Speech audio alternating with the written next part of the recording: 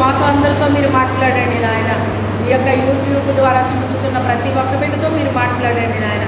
ఏ బిడ్డకి ఏది అవసరమైందో నాయన సమస్తము ఎరిగిన దేవుడు అవుతండి. ఆత్మీయంగా శారీరకంగా ప్రతి విషయంలో కూడా మీరు మాట్లాడండి నాయన. నీ పరిశుద్ధాత్మ కార్యాలు బలముగా జరిగించండి నాయన. పరిశుద్ధుడైన తండ్రి పరమల్లో దేవా మీకే స్తోత్రాలు తండ్రి. ఈ దీనాలు మరుగుపరచండి నాయన ప్రభా. నీ పరలోక జ్ఞానముతో నన్ను నింపు నాయన.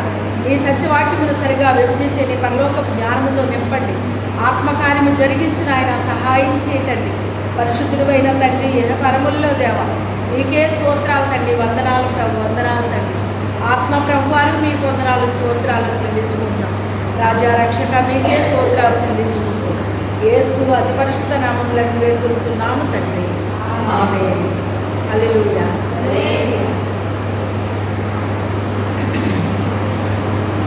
నీతిమంతుడంట ఖర్జూర వృక్షం వలె బహువేయులు, లెబానోను మీది దేవదారు వృక్షం వలె వారు ఎదుగుదురు.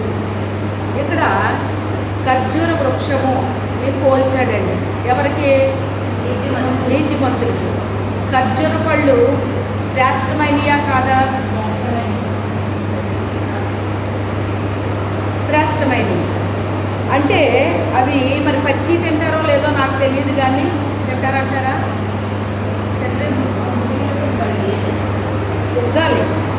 ఉగ్గాలి తర్వాత వాటిని ఎండబెడతారనుకుంటా. మరి డ్రై ఫ్రూట్స్ లాగా ఉంటాయి కదా కొన్ని. అంటే అది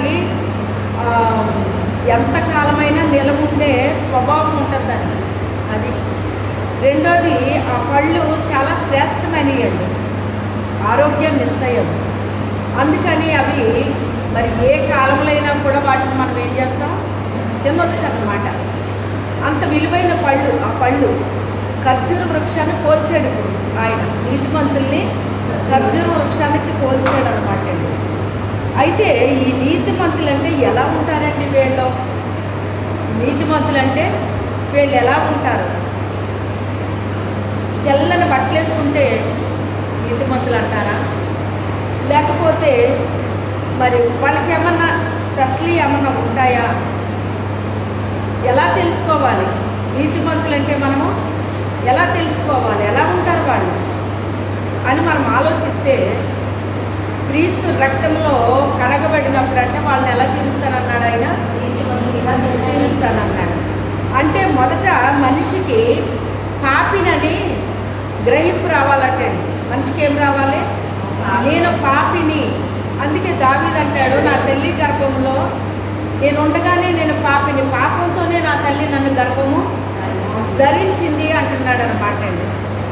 ఎదిగిన తర్వాత మరి మనిషి ఇంకోటి, దేవుడు ఒక మంచి ఆఫర్ ఇచ్చాడు. ఏంటంటే తనని అందరూ అంగీకరించిన వాళ్ళందరికీ ఆయన పిల్లలైపోయి అధికారాన్ని ఇచ్చేసాడంటే, ఆయన పిల్లలైపోయే అధికారాన్ని ఇచ్చేసాడు అనమాట. అంటే క్రీస్తుని ఎంతమంది అయితే సొంత రక్షకుడుగా అంగీకరిస్తారు. ఇప్పుడు వాక్యం చెప్పబడుతుంది మనకి, దేవుని గురించి ఏదో ఒక మాట వింటారండి. విన్నప్పుడు క్రీస్తుని అంగీకరించాలి. ఏం చేయాలి? క్రీస్తుని అంగీకరించాలి. అంగీకరించినప్పుడు ఏమవుతుందో తెలుసా? శ్రమ వస్తుంది. ఏమొస్తుంది? శ్రమ వస్తుంది. ఎందుకంటే అంగీకరించిన మనలో కొన్ని ఫ్రూట్స్ కనబడుతూ ఉంటాయి. అంటే మనం ఫలించినప్పుడు మనలో నుంచి ఆ యొక్క ఫ్రూట్స్ అని అంటే ఫలాలు మొదట పుష్పిస్తాము. ఆ పుష్పాల తర్వాత చాలా పువ్వులు రాలిపోతాయి. రాలిపోయిన తర్వాత మిగిలిన ఎలాగా అవుతాయి? అవి చిన్ని పిందులుగా వస్తాయన్నమాట. ఆ పిందులు కాయలుగా మారుతాయి. ఆ కాయలు కొంతకాలానికి పళ్ళుగా మారుతాయి అన్నమాట అండి. అలాగే క్రీస్తుని అంగీకరించిన మన జీవితంలో కూడా ఏం జరుగుతుంది అంటే, క్రీస్తుని అందరూ సొంత రక్షకుడిగా చాలా సంతోషంగా అంగీకరిస్తారటండి.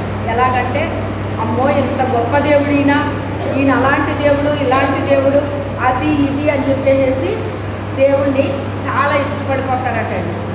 ఇష్టపడిపోయి దేవుని యొక్క గొప్పతనాలు చెప్పడం ప్రారంభిస్తారటండి. దేవుడు ఇలాగా, దేవుడు అలాగా, అది ఇది అని వారి నోట్లో ఏముంటుంది? ఇంకా దేవుడు దేవుడు దేవుడు అని చెప్తుంటే ఇంట్లో రక్షణ లేని వాళ్ళకి ఎలా ఉంటుందండి? ఉండి మీద కారం చల్లినట్టు ఉంటుంది.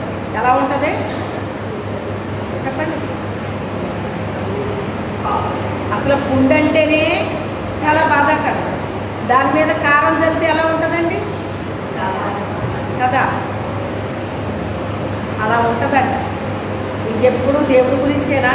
నీకు వేరే మాటలేదా? నీకు ఎప్పుడు దేవుడు దేవుడు అంటావేంటి నువ్వు? చాలే, దేవుడి దగ్గరికి వెళ్తున్నావు, మందిరానికి వెళ్తున్నావు, వస్తున్నావు, చాలు ఇంకా అక్కడితోటి. ఇక దేవుడి గురించి మాట్లాడుతున్నావు, మాట్లాడావంటే నాకు నచ్చదు అని మీకు ఇంట్లో శోధన బయలుదేరుతుంది. ఎక్కడ బయలుదేరుతుంది? బయట శోధన వస్తే మీరు జయించగలుగుతారు. వాళ్ళెవరో ఏదో అనుకుంటే నాకేంటి అనిపిస్తుంది. కానీ మీ ఇంట్లోనే శోధన వస్తే చెప్పండి ఎలా ఉంటుంది? భయంకరంగా ఉంటుందా లేకపోతే ఏమన్నా బాగుంటుందా? మన ఇంట్లోనే మనకు శోధన వచ్చేస్తుందండి. మనం క్రీస్తుని అంగీకరించాం కదా అని మన ఇంట్లో ఉన్న భర్త భార్య లేదా పిల్లలు లేదా ఇంట్లో ఉన్న వాళ్ళు అంగీకరిస్తారని ఏమీ లేదండి. ఏమీ గ్యారంటీ ఏమీ లేదు. ఎందుకు అంటే రక్షణ అనేటువంటిది చాలా విలువైంది కనుక ఎప్పుడైతే దేవుణ్ణి మనం అంగీకరించామో మన మనసులోకి ఒక ఆనందం, ఒక సంతోషం, ఒక నెమ్మది మన హృదయంలోకి వచ్చేస్తుంది. వచ్చేసి చాలా హ్యాపీగా ఎప్పుడైతే మనం ఉంటున్నామో సైతానికి నచ్చదండి. ఎవరికి నచ్చదు? సైతానికి నచ్చదు. అప్పుడు సైతాను మీ ఇంట్లో వాళ్ళని ఏం చేస్తాడంటే ప్రేరేపిస్తాడనమాట అండి. చూడు, నువ్వు మందిరానికి వెళ్ళించావు, ఆమె ఎలా తయారవుతుందో చూడు, ఆమె ఇక మందిరము మందిరం అంటాం చూడు, దేవుడు దేవుడు అంటాం చూడు అని ఇంట్లో ఉన్న వాళ్ళని ప్రేరేపిస్తాడు. అర్థమైందా? ఇంట్లో ఉన్న వాళ్ళని ప్రేరేపించినప్పుడు అప్పుడు మీకు శోధన ప్రారంభమవుతుంది. ఏం ప్రారంభమవుతుంది? శోధన ప్రారంభమవుతుంది. మీరు ఇంత గొప్ప దేవుడిని నేను అంగీకరించాను, నా హృదయంలోకి చేర్చుకున్నాను, ఇదివరకు ఇంత ఆనందం సంతోషం నేను అనుభవించలేదు, ఇప్పుడు ఎంతో గొప్ప ఆనందం సంతోషం నెమ్మది నా హృదయంలోకి వచ్చింది, ఇంత గొప్ప దేవుణ్ణి కలిగి ఉన్నాను అని మీరు ఎంతో ఆనందంతో మీరుంటే ఇప్పుడు మెల్లగా మీకు ఏం మొదలైంది? శోధన ప్రారంభమవుతుంది. ఎప్పుడైతే శోధన ప్రారంభమైందో మరి మీకు ఆ ఆనందం ఏమవుతుంది? ఇప్పుడు మీకు ఆనందం పరిపూర్ణంగా మీరు ఆనందించగలుగుతారా? చెప్పండి. ఒక పక్కనే ముళ్ళులా గుచ్చుతుంటే ఒక పక్కనేమో మరి శోధిస్తుంటే ఎలా ఉంటుందండి మీకు? ఎవరికైనా చెప్పండి. శోధన్ని జయించిన నరుడు ధన్యుడు అంటాడు ఆయన. శోధన్ని జయించాలటండి. జయిస్తే మనము ధన్యులం అవుతామంట. మనము ధన్యులం అవుతామంటండి. శోధన్ని జయించాలంట. చాలామంది ఏం చేస్తారంటే శోధన్ని జయించలేరండి. ఏం చేయలేరు? శోధన్ని జయించలేరు. జయించకుండా దానికి లోబడిపోతారన్నమాట. ఏమైపోతారు? లోబడిపోతారు. ఎందుకులే, వీళ్ళతో మనకు గొడవ ఎందుకులే, ఎందుకులే మానేస్తే వదిలిపోతాయి, ఎందుకులే అని మెల్లమెల్లగా వాళ్ళలో ఏం ప్రారంభమవుతుంది? ఇంకా ఒక రకమైన ఏమంటారంటే దాన్ని అంటే వాళ్ళ ఉత్సాహం, వాళ్ళ సంతోషం నెమ్మదిగా తగ్గిపోవడం ప్రారంభిస్తుంది అనమాట. ఏమవుతుంది? తగ్గిపోవడం ప్రారంభిస్తుంది అనమాట అండి. అది ఎప్పుడైతే తగ్గిపోయిందో దుష్టుడికి ఆనందం కలుగుతుంది అనమాట. అమ్మయ్య, వీళ్ళ భలే కట్ చేసి పడేసాను, గొడవ వదిలిపోయింది. లేకపోతేనంట ఈవిడికి దేవుడు దేవుడు దేవుడు అంటుంది, మందిరం అంటుంది, వదిలిపోయిందిలే ఈసారిగా అని చెప్పేసి సాతాను చాలా సంతోషిస్తాడనమాట. అయితే కొన్ని మీకేం చేస్తారంటే మీకేవో కొన్ని ఆఫర్స్ ఇచ్చినట్టుగాని నువ్వు కేవలం వెళ్ళాలి రావాలి అంతవరకే. ఏమిస్తారు? కేవలం నువ్వు వెళ్ళాలి రావాలి అంతవరకే. ఇంకా అంతకంటే నువ్వు ఇంకా ముందుకెళ్ళావంటే కుదరదు. దేవుడు అంటాడు ముందుకెళ్ళండి అంటాడు మనల్ని. ఏమంటాడు? ముందుకెళ్ళండి, కొంతకాలం రెస్ట్ తీసుకోమంటాడు ఆయన. ఆ తర్వాత అంటాడు ఇంకా ముందుకు నడు అంటాడు ఆయన. ముందుకు నడు అంటే సాతాను మనల్ని విడిచిపెడతాడండి? నువ్వు ఎక్కడేసిన బొంగలు అక్కడే ఉండాలి తప్ప ముందుకెళ్తే ఎలా కుదురుతుంది? ముందుకెళ్ళావంటే ఇంక నీకు ధైర్యం వస్తుంది, ముందుకెళ్ళావంటే నీకు బలం వస్తుంది. అందుకని అలాంటిది ఏది నీకు జరగకూడదు అని చెప్పి సాతానుడు శోధించడం ప్రారంభిస్తాడు, శ్రమ పెట్టడం ప్రారంభిస్తాడు. ఎప్పుడైతే శ్రమ ఎక్కువ అవుతుందో కొంతమంది ఏం చేస్తారంటేనంట, బాబోయ్ నేను బాధపడలేకపోతున్నాను, ఏదో ఎల్లకెళ్ళక మందిరానికి వెళ్ళాను, తెలుసు ఎంతవరకు ఏదో తెలుసు అనుకున్నాను కానీ ఏమీ తెలియలేదు, ఇప్పుడిప్పుడే దేవుడిని ఏదో తెలుసుకున్నాను. అలాంటిది ఈ ఆనందం సంతోషం ఈ దుష్టుడు చూడలేకపోతున్నాడు, నన్ను ఇలా హింసించేస్తున్నాడు, బాధ పెట్టేస్తున్నాడు, ఇంకెందుకులే బాబు ఈ గొడవ అని చెప్పేసి చాలామంది ఏం చేస్తారంటే ఆగిపోతారంట. ఏం చేస్తారు? ఆగిపోతారంట, వాళ్ళు బాధపడలేక. కానీ కొంతమంది ఏం చేస్తారంటేనంట శోధన జయించేస్తారటండి. ఏం చేస్తారు? శోధన జయించేస్తారటండి. జయించేసి నేను ఏమన్నా సినిమాలకి వెళ్తున్నానా, షికారుకి వెళ్తున్నానా, లేకపోతే ఎక్కడికన్నా ఊళ్ళు తీసుకెళ్ళమంటున్నానా, ఎక్కడికన్నా తీసుకెళ్ళమంటున్నానా, నేను వెళ్ళేది మందిరానికే కదా వెళ్ళేది, మంచిదే కదా అది అని చెప్పి కొంతమంది ఏం చేస్తారంటే ధైర్యం చేస్తారన్నమాట అండి. ఏం చేస్తారు? ధైర్యం చేస్తారు. ధైర్యం చేసి నువ్వేమన్నాను కానీ నేనైతే మందిరానికి మాత్రం మానను, మందిరానికి వెళ్ళి కానీ ముందుగా వెళ్ళిపో, కొన్ని ఆక్షలు ఉంటాయండి, ముందుగా మాత్రం వెళ్ళకో, టైం ప్రకారంగా వెళ్ళు, లేకపోతే కొంచెం లేట్కి వెళ్ళినా పర్వాలేదు అని ఇలాంటివన్నీ మనకి క్రియేట్ చేస్తూ ఉంటాడు అనమాట అండి. ఏం చేస్తాడో అవి మనకు అర్థం కావాలి. సాతానుడు ఎప్పుడు కూడా సులువుగా చిక్కులు పెడతాడో మనం తెలివిగా తప్పించుకోవాలండి. ఎప్పుడు కూడా ఆదివారం అనేటప్పటికే మనకి శనివారానికే మంచి ఉద్యోగం రావాలన్నమాట అండి మనలోని. రేపు నీ మందిరానికి వస్తున్నాను ప్రభువా, రేపు నీ మందిరానికి వస్తున్నాను ప్రభువా, నువ్వు నాతో ఏం మాట్లాడతావో తండ్రి, నాకేం చెప్తావో ప్రభువా, నీ దగ్గరికి వస్తున్నానయ్యా అని ఆ ఆనందం సంతోషం ఎప్పుడు ప్రారంభం అవ్వాలి? ముందు నుంచే ప్రారంభమైపోవాలి. ఆదివారం తెల్లవారకుండా లేచిపోవాలి. ఆ రోజు అన్ని పనులు త్వరగా ముగించుకోవాలండి. ముగించుకునేటప్పటికి ఎప్పుడైతే మనం త్వరగా లేచామో అప్పుడే సాతానుడికి భయం పట్టుకుంటుంది అనమాట. ఈవేళ ఏంటి ముందు వెళ్ళిపోయేలా ఉంది, ఈవేళ ఏంటి త్వరగా చేస్తుంది అని వాడు ఏం చేస్తాడంటే నేను డైరెక్ట్గా చెప్పడం కానీ నీకు ఇండైరెక్ట్గా నీకు టైం పాస్ జరుగుతుంది అనమాట. అంటే నువ్వు టైంకి వెళ్ళకూడదు, టైంకి కూడా వెళ్ళకూడదు. ఆ రీతిగా నిన్ను టైం పాస్ చేయడానికి సులువుగా చిక్కులు కింద వచ్చేస్తూ ఉంటాయి అన్నమాట. అయితే నువ్వు తెలివైన బిడ్డవైతే ఏం చేయాలి? తెలివిగా తప్పించుకుంటావు అన్నమాట. అందుకే సహజమైనంత వరకు నాకు ఎక్కడికి వచ్చిన తర్వాత ఈ ప్రాబ్లం నేను ఫేస్ చేశాను అనమాట అండి. ఆదివారం కంపల్సరీ నాన్ వెజ్ వండుకోవాలటండి. ఇక్కడ ఇదేదో పెద్ద రూల్ లాగా. చర్చికి వెళ్ళి ఈ ఊరు వచ్చిన తర్వాత చర్చికి వెళ్ళి వస్తుంటే వచ్చేటప్పుడు దేవుని బిడ్డలు ఎప్పుడు కూడానండి మందిరానికి వచ్చినప్పుడైనా వెళ్ళినప్పుడైనా దేవుని గురించి మాట్లాడుకుంటూ ఉండాలండి. ఈరోజు దేవుడి వాక్యం ద్వారా మాట్లాడారు, ఈరోజు ఈ కొత్త విషయాన్ని మనతో చెప్పారు అని దాని గురించి చర్చించుకోవాలండి. చర్చించుకున్నప్పుడు ఇంకా అనేక విషయాలు పరిశుద్ధాత్మ దేవుడు మనతో మాట్లాడతాడు. అవేమీ ఉండవండి, చాలామందికి అవేమీ ఉండవన్నమాట. చూడండి, గంటెల ప్రకాష్ గారని ఎంతమందికి తెలుసు మీకు? ఆయన ఒక దేశం వెళ్ళారటండి, పేరు చెప్పారు కానీ స్విట్జర్లాండ్ ఏదో పేరు చెప్పారు, మీకు ఎవరికైనా గుర్తుందని చెప్పండి. నేను చెప్పిన విషయమే ఆయన కూడా ఇదే మాట చెప్పారన్నమాట అండి. అదే నేను అనుకుంటున్నాను అనమాట. పెద్ద పెద్ద సేవకులు చెప్పేయి మరి నేను చెప్పేవి ఒకటి ఎలాగవుతున్నాయి అనుకుంటే పరిశుద్ధాత్మ దేవుడు ఎవరికైనా అదే ఇస్తాడండి. వివరణ ఒక్క రకంగానే ఉంటుందన్నమాట. నేను ఇంచుమించుగా కొంతమంది కలిసి మేము చర్చించుకునే వాళ్ళం అన్నమాట. దేవుని గురించి మాట్లాడుకుంటూ దేవుని వాక్యాలు మేము మాట్లాడుకుంటూ ఇలా చర్చించుకున్నప్పుడు మాకు కొత్త కొత్త విషయాలు అలా మాలో కొంతమందికి వస్తూ ఉండేవి అన్నమాట అండి. ఆయన ఆ దేశం వెళ్ళినప్పుడు అంటండి ఈయన స్పీకర్గా పిలిచారట. ఈయన వాక్యం చెప్పేశారు, అయిపోయింది. ఆ చర్చి పాస్టర్ గారు, ఆ చర్చి విశ్వాసులు వాళ్ళందరూ మరి అనేక ఏరియాల నుంచి వస్తారు కదా, మనకులాగా ఇంత దగ్గరలో నుంచి రారండి. మీకు ఇదే పెద్ద దూరంలాగా అనిపిస్తుంది కానీ ఇంత దగ్గరలో ఉండవు చర్చిలు. చాలా కిలోమీటర్లు ప్రయాణం చేయాలన్నమాట.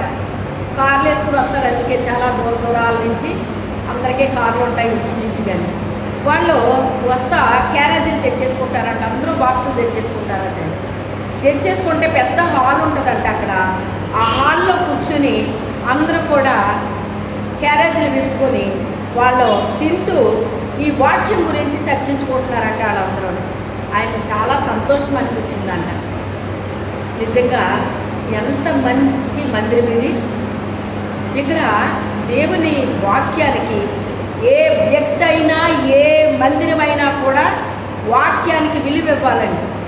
వాక్యానికి విలువ ఇవ్వాలి. ఎందుకంటే ఆది యందు వాక్యం ఉండేను, వాక్యము దేవుని యొద్ద ఉండేను, వాక్యమే దేవుడై ఉండేను. కనుక వాక్యానికి ఎక్కువ విలువ ఇవ్వాలన్నమాట మనం. నేను అదే చెప్తాను మీకు. ఎప్పటికీ నాకు ఆశ చచ్చిపోలేదు కానీ ఆశ పెరుగుతుంది ఇంకా వాక్యం మీద. ఇంకా చాలా తెలుసుకోవడానికి, ఇంకా ఈరోజు ఈ కొత్త విషయాలు చెప్పాడు పరిశుద్ధాత్మ దేవుడు అని ఇంకా ఎంతో ఇంట్రెస్ట్ పెరిగిపోతుంది తప్ప తరుగుతులేదండి. ఈ చిన్నప్పటి నుంచి చదివినయ్యేలే విన్నాయేలే అని ఎప్పుడు నాకు అనిపించదండి. ఇంకా ఏదో కొత్త విషయం పరిశుద్ధాత్మ దేవుడు తెలియపరుస్తూ ఉంటాడు. అప్పుడు చాలా ఆనందం అనిపిస్తుంది అన్నమాట అండి. మాట్లాడుకోవాలి, వాక్యం గురించి ఏం చేయాలి, మాట్లాడుకోవాలండి, మాట్లాడుకోవాలి. వాళ్ళందరూ మాట్లాడుకుంటుంటే ఆయన చాలా సంతోషం అనిపించింది అంటండి. ఆ విషయాన్ని ఎప్పుడు రాశారు వచ్చింది అంటే ఆయన చనిపోయిన తర్వాత ఆయన వాక్యాన్ని పెట్టారు. అందులో ఈ మాట నేను విన్నాను అన్నమాట. చాలా సంతోషం అనిపించింది. ఎక్కడికి వెళ్ళినా నేను అలాంటివి చూడలేదు, ఆ దేశంలో నేను ఇలా చూశాను అని చెప్పేసి ఆయన చెప్పారన్నమాట. అలాగా దేవుని వాక్యం గురించి మాట్లాడుకోవాలండి. మనం ఏం చెయ్యాలి, దేవుని వాక్యం గురించి మాట్లాడుకోవాలి. ఆ వాక్యం విలువ తెలిసిన వాళ్ళకే అది తెలుస్తుంది కానీ అందరికీ తెలియదండి. చిన్ని పిల్లోడికి మనం వాక్య అర్థాలు చెప్తాడికి ఏమన్నా అర్థమవుతాయండి? అలా విని నిద్రలోకి వెళ్ళిపోతాడు వాడు. మా పిల్లలు చిన్నప్పుడు కుటుంబ ఆరాధన పెట్టిందండి. సాయంకాలం నేను పెడితే వాళ్ళు కూర్చునివ్వరు, అందరం కూర్చునివ్వడం అన్నమాట. వందనాలు రండి కూర్చోండి. అయితే వాళ్ళు కూర్చుని పాటలు అయిపోయి వాక్యం చదివివ్వడం, వాక్యం అయిపోయిన తర్వాత ప్రార్థన చేయమని ఒక్కొక్కరు నేను ముగించేటాడికి ఎక్కడో అక్కడ నిద్రపోయేవారు అన్నమాట. ఈయన్ని చాలా అతి కష్టం మీద కూర్చోబెట్టాల్సి వచ్చింది అనమాట. వచ్చి కూర్చునేవారు. ఎక్కువసేపు చేయండి ప్రార్థన, ముందు నేను చేసేస్తానని ఇవ్వరు అన్నమాట. వాళ్ళు అనేటట్టుగా ఆ తర్వాత మరి నేనేం చేయను, నేను ప్రార్థన చేస్తుంటే నాకు ముగింపు రావట్లేదు. అప్పుడు వీళ్ళేమి ఇలా చేసేవారు అన్నమాట. సరే అయితే ఓ పని చేయండి, మీరు ప్రార్థన చేసిన వాళ్ళకి నిద్ర వచ్చిన వాళ్ళు వెళ్ళిపోయి పడుకోండి, ఇంకా నన్ను మీరు డిస్టర్బ్ చేయొద్దు, మిమ్మల్ని నేను చేయను, ఎవరు నిద్ర తాళ్ళు పడుకొని వెళ్ళి ప్రార్థన చేసేసి వెళ్ళండి అయిపోయిందని చెప్పేసి ఇంక నేను అలా చెప్పాను. ఎందుకని నాకు ముగింపు రాక నాకు కనబడేటట్టు కూర్చోవాలమ్మా మీరు. ఇంకా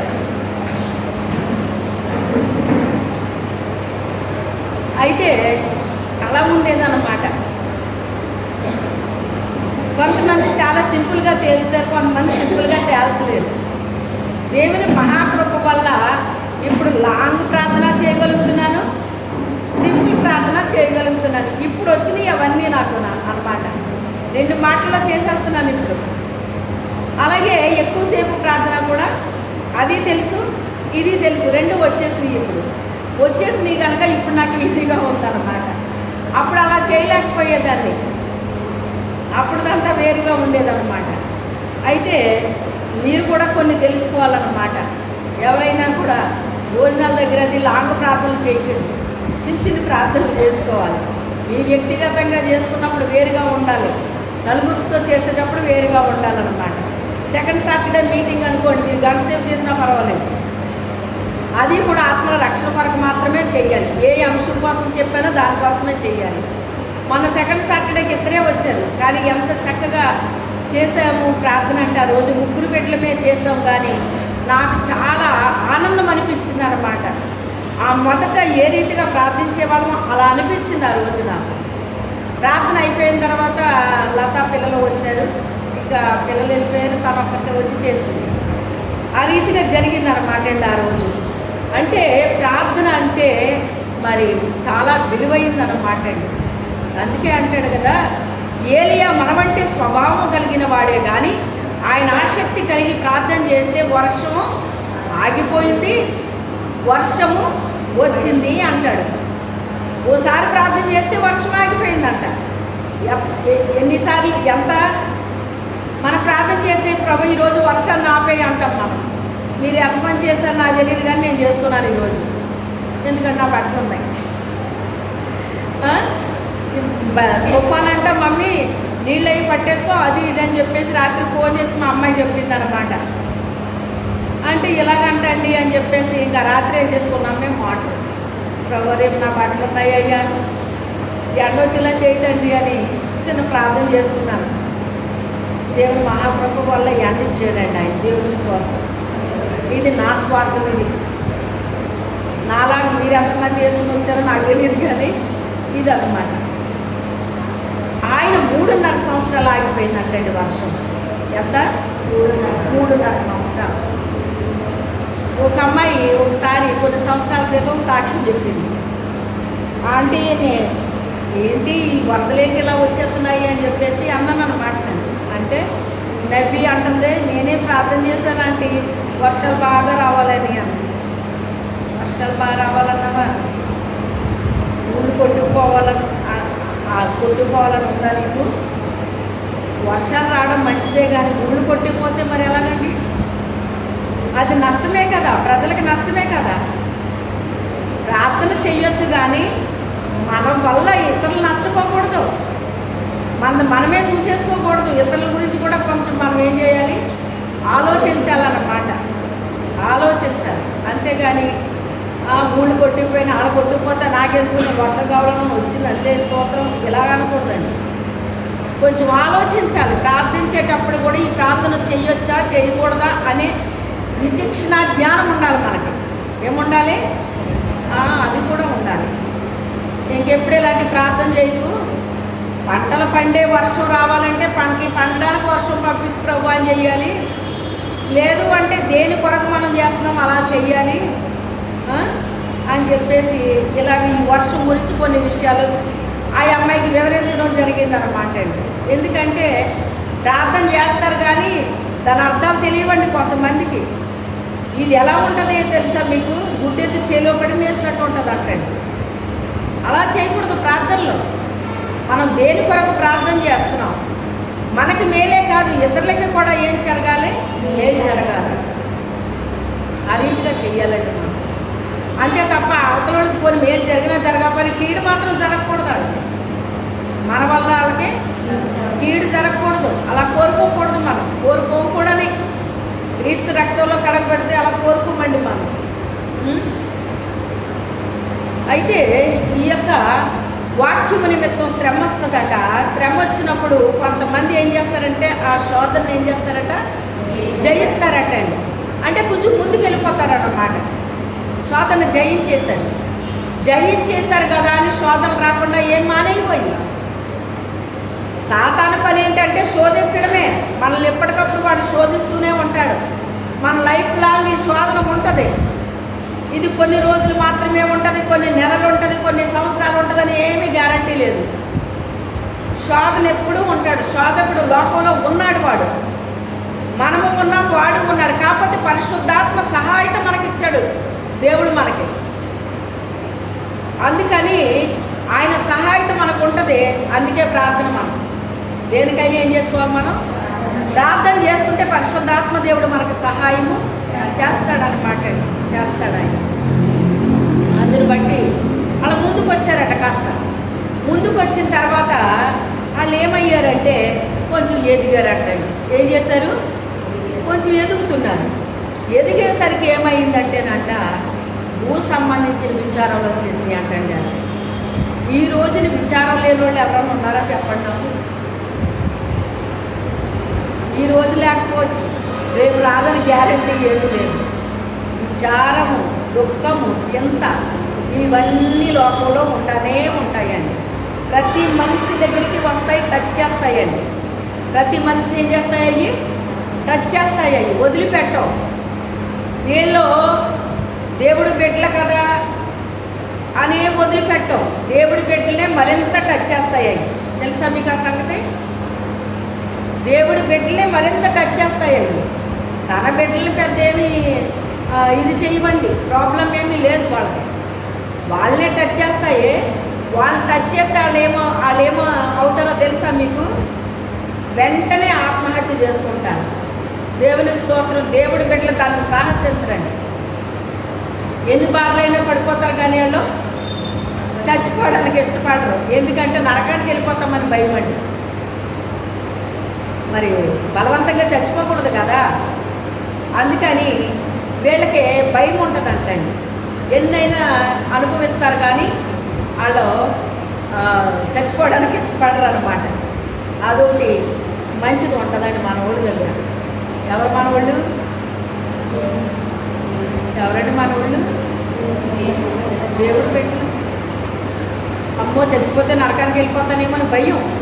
ఆ భయానికైనా వీళ్ళు బతుకుతారన్నమాట అండి. ఎన్నన్నా పడతారు. ఏంటి ప్రభు నా పరిస్థితి ఏంటి నాయన, అన్నీ నాకే వచ్చేస్తున్నాయి ఏంటి ప్రభు, వాళ్ళందరూ హ్యాపీగా ఉన్నారు, నాకేంటయ్యా ఇవన్నీ వచ్చేస్తున్నాయి అనుకుంటూనే ఉంటారు, బతికేస్తూనే ఉంటారు. అనుకుంటూనే ఉంటారు, బతికేస్తూనే ఉంటారు. అయితే ఈ చింతలు, దుఃఖాలు, విచారాలన్నీ కూడా వీళ్ళ చుట్టూ ఏమైంది అంటే అలుముకుంటాయటండి. ఏమవుతాయి? అలుముకుంటాయటండి. ఈ నేను చెప్పడం కాదు, వాక్యంలో ఉంది. ఉన్నదా లేదు? నేను చెప్తుంటే గుర్తొస్తున్నాయి మీకు. అయ్యి ఎక్కడ ఉన్నది? దేనికి సంబంధించింది ఇది నేను చెప్పేది? విత్తనాలు చల్లితే త్రోవ పక్కన పడ్డాయి, రాతి నేలలు పడ్డాయి, ముండ్ల పొదల్లో పడ్డాయి. త్రోవ ప్రక్కన పడిందని అది అయిపోయింది. ఏంటది? రాతి నేలది అయిపోయింది. ఇప్పుడు ఎక్కడికి వచ్చారు వీళ్ళు? ముండ్ల పొదల్లో పడిన విత్తనం లాగా ఉందన్నమాట. అయితే ఇవన్నీ అనుకున్నాయి. ఏంటి? చింత, దుఃఖము, విచారము, అపేక్షలు ఇవన్నీ అలుముకుని ఈ చెట్టు ఎదుగుతుంది, కానీ దీన్ని పైకి రానివ్వట్లేదు. ఈ చెట్టుని అంటే ఇంకొకరు ఎవరన్నా వీళ్ళ పైకి రానివ్వట్లేదా? వీళ్ళ జీవితంలో ఉన్న దుఃఖాలు, విచారాలు, చింతలు, అపేక్షలు రానివ్వట్లేదా?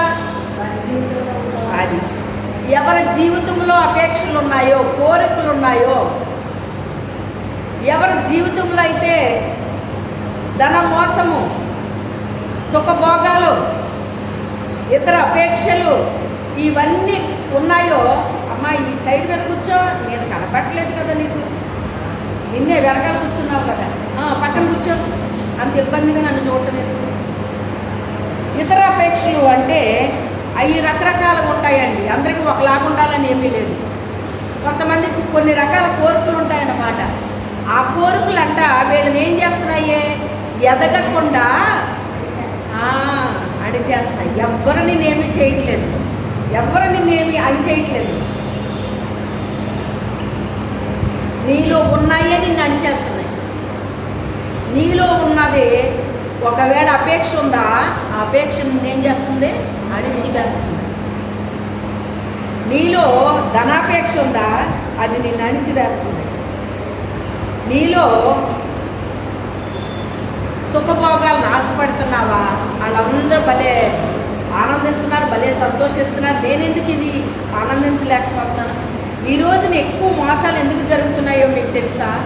ఎందుకు హత్యలు ఎందుకు జరుగుతున్నాయో మీకు తెలుసా?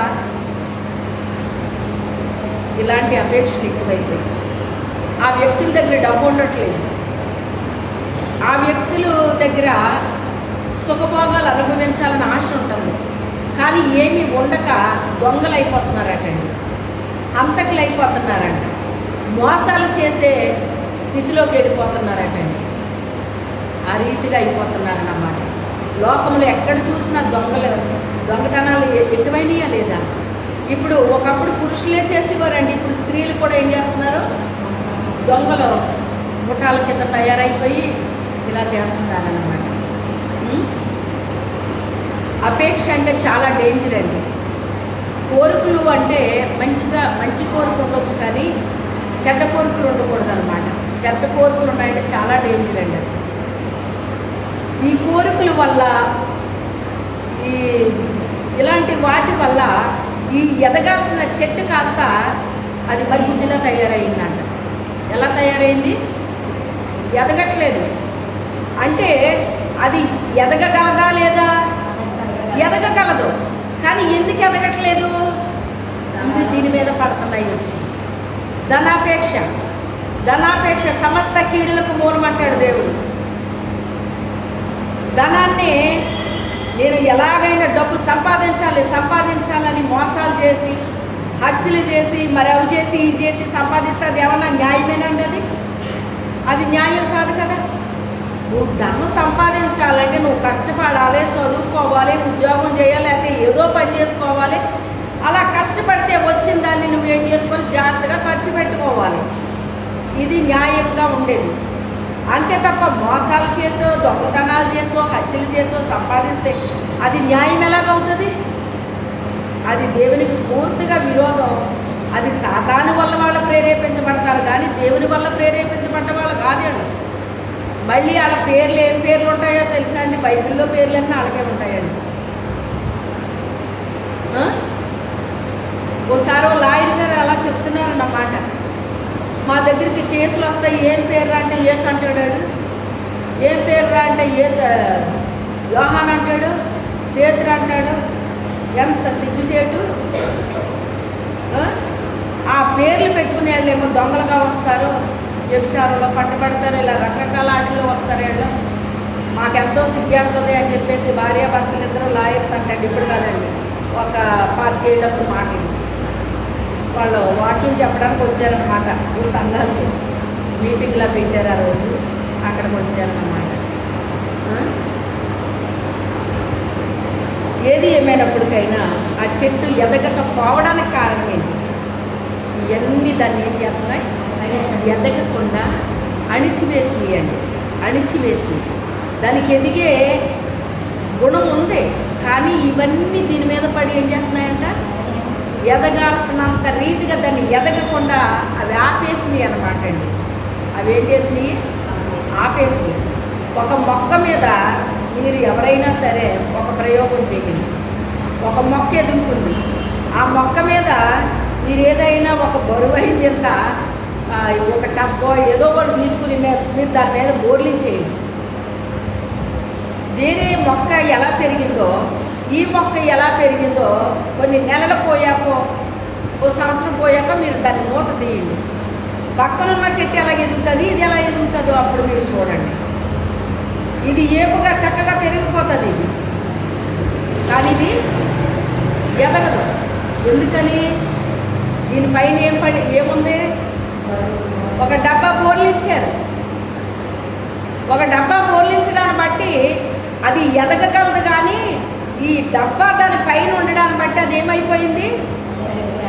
అది లోపలే ఇలా చుట్టూరు తిరిగింది తప్ప పైకి రావడానికి దానికి అవకాశం లేదు. ఇప్పుడు మీకు బాగా అర్థమై ఉంటుంది.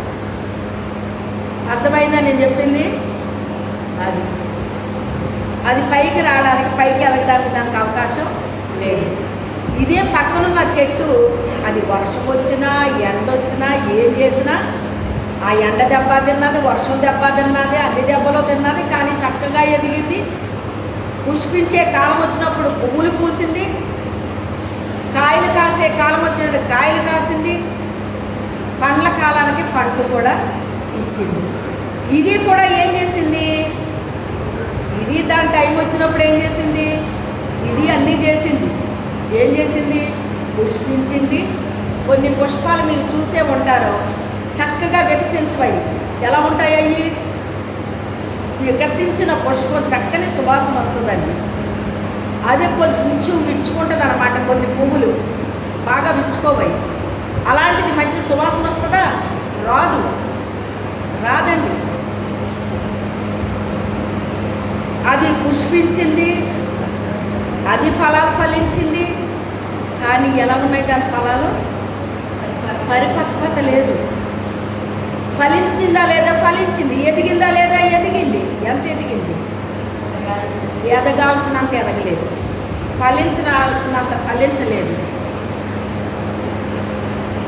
అణిచివేయబడింది. ఏ వ్యక్తి అయితే వీటి చేత అణిచివేయబడతారో, ధనాపేక్ష, సుఖభోగాలు, ఇతర అపేక్షలు ఈ వ్యక్తిని అణిచివేస్తున్నాయో వాళ్ళ పరిపక్వంగా వాళ్ళు ఫలించలేరండి. ఫలించలేరు. ఫలాల కాలం వస్తుంది. ఆ అంజూరపు చెట్టు అది కాయలు ఉండాలంటే అండి ఆ టైంకి ఫలాలు లేకపోయినా, అంటే ఫలాలంటే ఏమంటారు దీన్ని, ఉబ్బిపోవాలన్నమాట. పండిపోవాలి. కానీ కనీసం కాయలు కూడా లేవటండి, అది పిందులు కూడా లేవట. పుష్పిస్తే పిండి వస్తుంది, అందులో నుంచి పుష్పంలో నుంచి పిండి వస్తుంది. ఆ పిండి కాయ అవుతుంది, కాయ పండు అవుతుంది. అసలు ఏమీ లేవు దాన్ని. అందుకే ఆ చెట్టుని దేవుడు ఏమన్నాడంటే వేషధారితనము అన్నాడు దాన్ని. ఆకులు మాత్రమే ఉంటే వేషధారులతో సమానం అన్నమాట అండి. ఫలాలు ఉండాలి మనలో. ఏముండాలి? ఫలాలు ఉండాలన్నమాట. ఆత్మీయ ఫలాలు ఉండాలి మనలోని. మన ఫలము, ఆయన నోటి ఫలాన్ని నేను భుజిస్తున్నాను అంటుంది ఎవరో షోలమ్మెత్తి. అంటే ప్రభు మాట్లాడుతుంటే ఆ మాటలను ఆమె ఏం చేస్తుందంట? తినేస్తుంది. తినేయడం అంటే ఏంటి? వినడమే. తినటం అంటే ఏంటి? వినడమే. ఆయన నోటి ఫలాన్ని, ఆయన చేతి నీడలో నేను కూర్చున్నాను, ఆయన నోట్లోంచి వచ్చే ఫలాలు నేను భుజిస్తున్నాను అంటుంది. అంటే ప్రభు నోట నుంచి వచ్చిన ప్రతి మాటని ఆమె ఏం చేస్తుందంట? తింటుందంట. దేవుని మాటలు మనం వింటే మనకి బలం వస్తుంది, శక్తి వస్తుంది, ఆరోగ్యం వస్తుంది, ఆయుష్ పెరుగుతుంది. ఒక్కటి కాదండి, దీనివల్ల వాక్యం చాలా రకాలుగా పనిచేస్తుంది మనలోని. ఏ వ్యక్తికి జీవం తక్కువ ఉందో జీవం సమృద్ధిగా ఇస్తుందంటే వాక్యంలో ఏముంది? జీవం ఉందండి. ఆ సమృద్ధిగా మనలోకి వస్తుందట. ఆ వాక్యం మనం వినే కొద్దీ మనలో ఉన్న జీవము పెరుగుతూ ఉంటుంది, సమృద్ధి అయిపోతుంది అన్నమాట. పరిపక్వంగా అది పెరగలేదండి. అది పరిపక్వమైన ఫలాలు ఇవ్వలేకపోయిందండి. అంటే శోధన్నే భరించిందండి, కానీ సరైన ఫలాలు రాలేదు ఆ వ్యక్తిలో నుంచి. ఆ చెట్టు అంటే చెట్టు వ్యక్తికి సాదృశ్యం. ఆ వ్యక్తిలో నుంచి రాలేదండి, ఫలాలు రాలేదు. ఇంకా కాస్త ముందుకు వెళ్ళేటప్పటికంట మంచి హృదయాలు అని రాయబడింది అక్కడ. మంచి నేలలు అంటే మంచి హృదయాలని అర్థం అన్నమాట. ఆ మంచి నేలల్లో విత్తబడిన విత్తనాలు ఏమైపోయినాయి అంట? చక్కగా దక్కొచ్చింది, పెరిగింది, తర్వాత అది ఫలించింది, అన్నీ జరిగినాయి అన్నమాట దానికి. కానీ అది ఫలించడానికంట చాలా టైం తీసుకుందంటండి. కానీ ఓపికతో ఫలించిందంటండి. దానికి ఓపిక లేదు ఫలించే టైంకి. ఓపిక తక్కువైపోయింది. యవన కాలంలో పనిచేసినట్టు వృద్ధాప్యం వచ్చాక పనిచేస్తారండి? విచిత్రం ఏంటో చెప్పనా? వృద్ధాప్యంలో ఉన్న వాళ్ళు కంటే ఇప్పుడున్న పిల్లలు అసలు పని చేయలేకపోతున్నారు. అవునా కాదా? వాళ్ళే బెటర్, వీళ్ళు చేయలేకపోతున్నారండి ఇప్పుడు. అయ్యి బాబాయ్, స్కూల్కి నడిచేదా? నేను నడలేదు అంటున్నారా లేదా? ఇప్పుడు మగ పిల్లలకు బైకులు కావాలి. మీకు ఎక్కడికన్నా వెళ్ళాలంటే ఏం కావాలి? 11 ఏళ్ల వయసులో 10 కిలోమీటర్లో నడిచానమ్మా. 11-12 సంవత్సరాల వయసులో పుస్తకాల బాక్సు, క్యారేజీ పట్టుకుని సన్నగా ఉండేదాన్ని. అది మాకు ఒక ఎక్సర్సైజ్ ఆ రోజుల్లో. మాకు నిజంగా మాకు ఎక్సర్సైజ్లు ఏమనిపిస్తుంది. ఇంటి పని, వంట పని లేవు, కానీ మాకు ఏ పనులు మాకు చెప్పలేదు. కానీ ఈ ఎక్సర్సైజ్ అయితే దేవుడు ఇచ్చాడేమో అని అనిపించింది అన్నమాట. అదేంటో విచిత్రం ఏంటో తెలియదు కానీ మా ఊర్లో 5th క్లాస్ వరకే ఉండేదండి. నేను వేరే ఊరు వెళ్ళిన తర్వాత అక్కడ చదివానండి. అక్కడ చదువు అయిపోయేటప్పటికి మా ఊర్లోకి వచ్చింది అది. నేను చదివేటప్పటికి లేదు. మళ్ళీ ఆ ఊర్లో చదువు అయిపోయింది, వేరే ఊరికి వెళ్ళాను. అక్కడికి వెళ్ళేసరికి అక్కడికి వచ్చింది మళ్ళీ నాకు. మొత్తం మా ఊరికే వచ్చేసింది కాలేజీ. కానీ నేను చదివినప్పుడు కాలునడక. ఆ కాలునడకే నాకు అప్పుడు అవసరం అయిందేమో అని నాకు అనిపించింది అన్నమాట. ఆ తర్వాత నాకు వివాహం అయిన తర్వాత నేను ప్రార్థనకి వెళ్ళడానికి ఇంచుమించుగా అది కూడా ఒక 6 కిలోమీటర్లు నడక అనమాట అండి. వెళ్ళడానికి 3, రావడానికి 3. అంటే పోనీ మన ఊరి నుంచి రౌడసాడాలని చూసుకోండి. మనకి ఆటో దొరకకపోతే నిలబడతాం కానీ నడుస్తున్నామండి. బస్సు దొరకకపోతే నిలబడతాం. మనం నడుస్తున్నారా చెప్పండి అమ్మా. ఇది చాలాసేపు నిలబడ్డామండి, ఏమీ దొరకలేదండి అంటున్నారు మీరు. నడవడానికి ఇష్టపడట్లేదు మీరు. నడక ఎంతో ఆరోగ్యం అని చెప్తున్నారు ఇప్పుడు. తెలుసా మీకు షుగర్లు అయ్యి రాకుండా ఉండాలంటే ఏం చేయాలి మీరు? శుక్రవారం ఆదివారం నడిచేయండి. ఓ పక్కన నడిచేయండి, రెండో పక్కన కొన్ని వెళ్ళండి బస్సులు. మీకు షుగర్లు రావు. అది మనకే మేలండి, ఇంకెవరికో కాదు. మేము ఈ ఊరు వచ్చినప్పుడు అయితే తెరలపల్లి కూడా మేము నడిచి వచ్చాము అప్పుడు ప్రార్థనలకి. అమ్మా వచ్చామా లేదా? అప్పుడు ఇవన్నీ ఎక్కడి అమ్మ మాకు లేవు. ఈ నడక అనేటువంటిది కూడా మాకు అసలు పెద్ద ప్రాబ్లంగా కూడా ఉండేది కాదు. నడిచి వెళ్ళాలా అన్న ఆలోచనే లేదు మాకు అప్పుడు అసలు. అయ్యగారు బండి ఉండేది, అయ్యగారిని ఎప్పుడు అక్కడ దింపండి ఇక్కడ దింపండి అని ఏ రోజు నేను అడగలేదు. ఆయన ఎప్పుడన్నా ఎక్కడ ఈరోజు ప్రార్థన అనేవారు పలానా చోట అంటే అది చాలా దూరం దింపేనా అక్కడ అనేవారు. వద్దు నేను నడిచి వెళ్ళిపోతానని నడిచి వెళ్ళిపోయేవాళ్ళు. మళ్ళీ మాతోటే కొంతమంది ఉండేవారు లేడీస్. భర్త తీసుకెళ్ళి అక్కడ దింపాలి, మళ్ళీ ప్రార్థన అయిపోయాక రాని ఫోన్ చేస్తే అతను వచ్చి తీసుకెళ్ళేవాడు. ఆ రకమైన వాళ్ళు అప్పుడు ఉండేవారు. ఇప్పుడు మిమ్మల్ని ఏం అంటలేదు సుమా, మీకు అంత ఓపికలు లేవులేదు. ఇది మనకి మంచిది అన్నమాట అండి. ఈ వ్యాయామం మనకు ఉండడం వల్ల మనకు చాలా మంచిది. అది మన ఒంటికి మంచిది, మనకు ఆరోగ్యం ఇవన్నీ ఉంటాయన్నమాట. ఇందులో నిర్మించుకోవాలి. ఇది నేను అనుభవం మీద చెప్తున్నాను, ఇది మామూలుగా చెప్పట్లేదు. మీకు మీ మీద నాకు ఏ అసూయ లేదు, ఏ ద్వేషము లేదు. ఇది మేలుకోరే నేను చెప్తున్నాను అన్నమాట. కాస్త ముందుకు వచ్చేటప్పటికి చాలా టైం పట్టేస్తుంది. ఓపిక తగ్గిపోయింది అంటానికి. ఏం తగ్గిపోయింది? ఓపిక తగ్గిపోయింది కానీ ఆశ ఉంది. చూసారా? మనసు ఉంటేనంట వీళ్ళకి మనసు ఉంది. మనసు ఉంది కనుక దేవుడు ఏమి ఏర్పాటు చేశాడు? మార్గాన్ని ఏర్పాటు చేశాడు. మనసు ఉండాలి మొదట మనకి. ఆ మనసు అంటూ ఉన్నప్పుడు మార్గం ఏర్పాటు చేసేస్తాడు దేవుడు మనకి. వాళ్ళకి ఓపిక లేదంటండి, కానీ యోగ్యమైన బుద్ధి కలిగిన వారని రాయబడింది. వాళ్ళ గురించి రాయబడినప్పుడు మత్తయ్య గారు, మార్కు గారు, లోకా గారు రాశారండి. అందరూ కూడా రాశారు వీటి గురించి. మీరు ఇంటికి వెళ్ళిన తర్వాత చదువుకోండి. విత్తనాలు చల్లినప్పుడు ఇలా పడినవి, ఇలా మొలకెత్తినవి అని అవన్నీ కూడా సేమ్ ఇలాగే రాసుకుంటారు అక్కడ.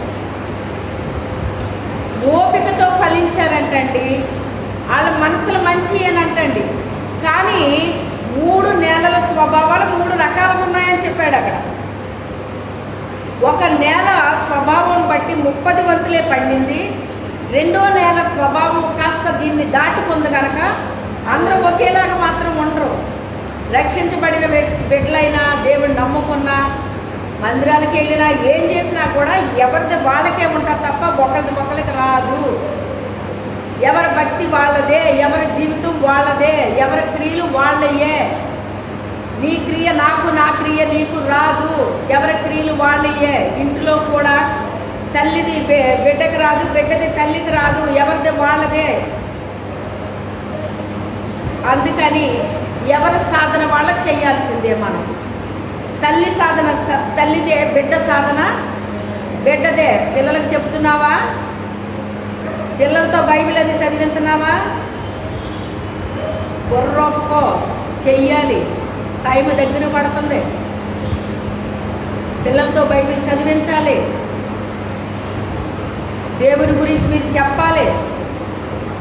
ఎలా చెప్పమని ఉందో తెలుసా బైబిల్లో? కూర్చున్నప్పుడు, లేచినప్పుడు, పండుకున్నప్పుడు మీ పిల్లలతో దేవుని మాటలు చెప్పమని ఉంది బైబిల్లోని. పడుకున్నప్పుడు కూడా పిల్లలతో చెప్తూ ఉండేదాన్ని మాటలు, దేవుని మాటలు చెప్తూ ఉండేదాన్ని. కథలు చెప్పమంటే దేవుని కథలే వచ్చినా కానీ దేవుని కథలే చెప్పేదాన్ని. చెప్పుకోవాలి, పిల్లలతో చెప్పుకోవాలి మనం. అంతే తప్ప పిచ్చి పిచ్చి మాటలు ఏం చెప్పకూడదు వాళ్ళతోటి. వాళ్ళు చెప్పినా మనం వినకూడదు, స్టాప్ చేసేయాలి. అక్కడ చెప్పనివ్వకూడదు మనం. అలాంటి అనవసరమైన మాటలు మాట్లాడనివ్వకూడదు పిల్లలతో మనం.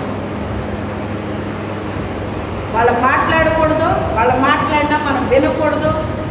అలా చాలా జాగ్రత్త తీసుకోవాలి పిల్లల దగ్గర మనం. ఎందుకంటే బిడ్డలు దేవుడిస్తాడు. దేవుడిచ్చిన బహుమానాల పిల్లలంటేని. ఆ బహుమానం అనగానే మనం చాలా జాగ్రత్తగా చూస్తాం. మనం కొనుక్కున్న వస్తువుల కంటే దేన్ని ఎక్కువ విలువిస్తాం మనం? మనకి ఎవరైనా బహుమతి ఇస్తే దాన్ని బాగా విలువగా చూసుకుంటాం. అలాగే బిడ్డల్ని కూడా దేవుడు మనకి బహుమానాలు ఇచ్చారు కనుక ఆ బహుమానాలు చాలా జాగ్రత్తగా చూసి దేవుని చేతిలో పెట్టాలని మనం. నీకు బిడ్డల్ని ఇచ్చావు, ఏం చేసా వాళ్ళని? మన బిడ్డలు దేవుని సన్నిధిలో పెరగాలి, దేవునికి కార్యక్రమాల్లో ఉపయోగపడాలి. అందుకే దేవుని పనుల్లో మనం వాళ్ళని ఏం చేయాలి? వంచాలి. పనులు చెప్పాలి వాళ్ళకి. మనం ఊరికి అలా వదిలేయకూడదు వాళ్ళని. మనం మందిరంలో ఎదగాల పిల్లలు, మందిరంలో ఉపయోగపడాలి ఆ పిల్లలు. దేవునికి ఉపయోగపడేలాగా చెయ్యాలి మనం. మనమే చెయ్యాలి వాళ్ళని. అంతే తప్ప ఏదో ఇలాగా అలాగ అన్నట్టుగా మనం చేయకూడదు. అశ్రద్ధగా ఉండకూడదు పిల్లల విషయంలో. శ్రద్ధ తీసుకోవాలి, జాగ్రత్త తీసుకోవాలి. దేవుడు అడుగుతాడు మనల్ని. అనవసరంగా ఇచ్చానా ఈ మనిషికి నేను పిల్లల్ని అని దేవుడు పశ్చాత్తాపడేలా చేయకూడదు. మనం చక్కగా తీర్చిదిద్దావమ్మా బిడ్డలు అన్నట్టుగా దేవుడు సంతోషపడేటట్టుగా మన బిడ్డలు ఏం చేయాలి? మనం పెంచాలండి, పెంచాలి. దేవునికి ఉపయోగపడేలా చెయ్యాలన్నమాట. మొక్క వంగనేది మానయ్య పొందుతుందా చెప్పండి? పలకమని ఇరిగిపోతుంది. ఉంచుదామన్నప్పుడు ఏమైపోతుంది? ఇరిగిపోతుంది అన్నమాట. ఇరిగిపోతుంది. ఒకసారి నేను 9th 8th చదువుతున్నానండి, సరిగ్గా జ్ఞాపకం లేదు నాకు. మీటింగ్స్ అన్నమాట. చర్చి దగ్గర ప్లేస్ లేదని స్కూల్ తీసుకుని స్కూల్ దగ్గర పెట్టారన్నమాట. పెడితే ఇంకో అమ్మాయి నేను ముందెళ్ళిపోయామన్నమాట. ముందెళ్ళిపోతే నాకు ఇంటి దగ్గర ఏ పనులు చెప్పేవారు కాదు. అందుకే నేను తొడవడం కానీ తోమడం కానీ మీకు ఉతుకుడైతే అసలు లేనే లేదులండి. అలాగా ఏ పని కూడా నాకు అసలు చెప్పలేదన్నమాట. దేవుల్లో పుట్టిన బిడ్డ అని చెప్పేసి నాకు ఏ పని కూడా నేర్పించలేదు, చెప్పలేదన్నమాట. అక్కడికి వెళ్ళిన తర్వాత ఫస్ట్ వెళ్ళింది మేమే వెళ్ళాము. వెళ్ళేసరికి పిలిచిన పాస్టర్లు కూడా వచ్చేసారు. వచ్చేసి ఏంటి ఇంకా ఎవరో రాలేదా అని చెప్పేసి అనేటప్పటికి ఈ స్కూలు ఆ పక్క నుంచి మరి అన్ని వాహనాలు వెళ్తూ ఉంటాయి కదా, అంటే ఎంత లేదు కానీ అప్పుడు మొత్తం మీద అప్పుడు ఉన్నాయి. ఆ దుమ్ము పడింది అనమాట అండి. ఈ స్కూల్లో దుమ్ము పడింది అనమాట. ఆ బెంచీల మీద, ఆ గచ్చు మీద నల్లగచ్చు కనుక దుమ్ము మనకు కనబడిపోతుంది. ఇలాంటి దాని మీద కనబడదు మనకి. ఆ దుమ్ము పట్టేసరికి ఎలాగమ్మా ఎలాగా అనేసి అంటున్నారన్నమాట. ఎందుకు అలా అంటున్నారో నాకు తెలియదు, అంత తెలిసే కాదు అలాంటి విషయాలు నాకు. అప్పుడు అమ్మ మీరు తుడిచేస్తారా అన్నారన్నమాట. తుడిచేస్తాం పాస్టర్ గారు అని చెప్పేసి అప్పుడు ఒప్పుకున్నాను అనమాట. చీపురు తీసుకుని తుడుస్తున్నాను అన్నమాట. తుడుస్తుంటే అంటే మనము వంగుతామా లేదని దేవుడు పరీక్షిస్తాడు మనల్ని, తెలుసా? పరీక్షిస్తాడని.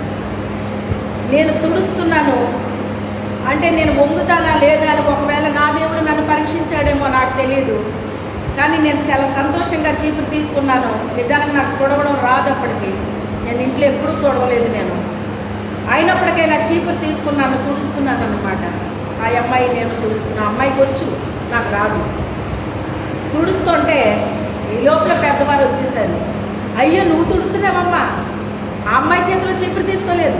ఆ అమ్మాయికి తొడవడం వచ్చు, అన్నీ వచ్చు. ఆ అమ్మాయి గురించి వాళ్ళకి తెలుసు, నా గురించి తెలుసు. నువ్వు తుడుస్తున్నావేంట్రా అని వచ్చి నా చీపురు తీసేసుకున్నాను, నా చేతిలో చీపురు తీసేసుకున్నాను. అంటే నేను అక్కడ వంగుతానా లేదా అని నా దేవుడు నన్ను ఏం చేసి ఉంటాడు? బహుశా పరీక్షిస్తాడండి దేవుడు మనల్ని. అందుకే దేవునిలో మనం మన పిల్లల్ని ఏం చేయాలి? అన్ని పనులు చెయ్యాలి. మన పిల్లలు చేసేటట్టుగా చెయ్యాలి మనం అలాగా. అంతే తప్ప రాగానే వచ్చి మైకులు పట్టుకుని పాడేలాగే కాదండి. ప్రతి పని చెయ్యాలి. మందిరంలో పాట పాడాలి, చీపురు పట్టుకోవాలి. ఏ పని ఉంటే ఆ పని చేసేటట్టుగా మనం ఏం చేయాలి? మన పిల్లల్ని తయారు చెయ్యాలి. అప్పుడు ఆ పిల్లలకి ఏ పనైనా అవలేలుగా వాళ్ళు చేసేస్తారన్నమాట. ఆ రీతిగా ఎవరు తయారు చేయాలి? తల్లి తయారు చేయాలి. తండ్రి తయారు చేయడు. చీపురించి చూడమ్మా తండ్రి చెప్తాడా? చెప్పడం. తల్లి నేర్పించాలి ఇలాంటి పనులు. పిల్లలకి పెంపకంలో చాలా వరకు తల్లి బాధ్యతే ఉంటుందండి.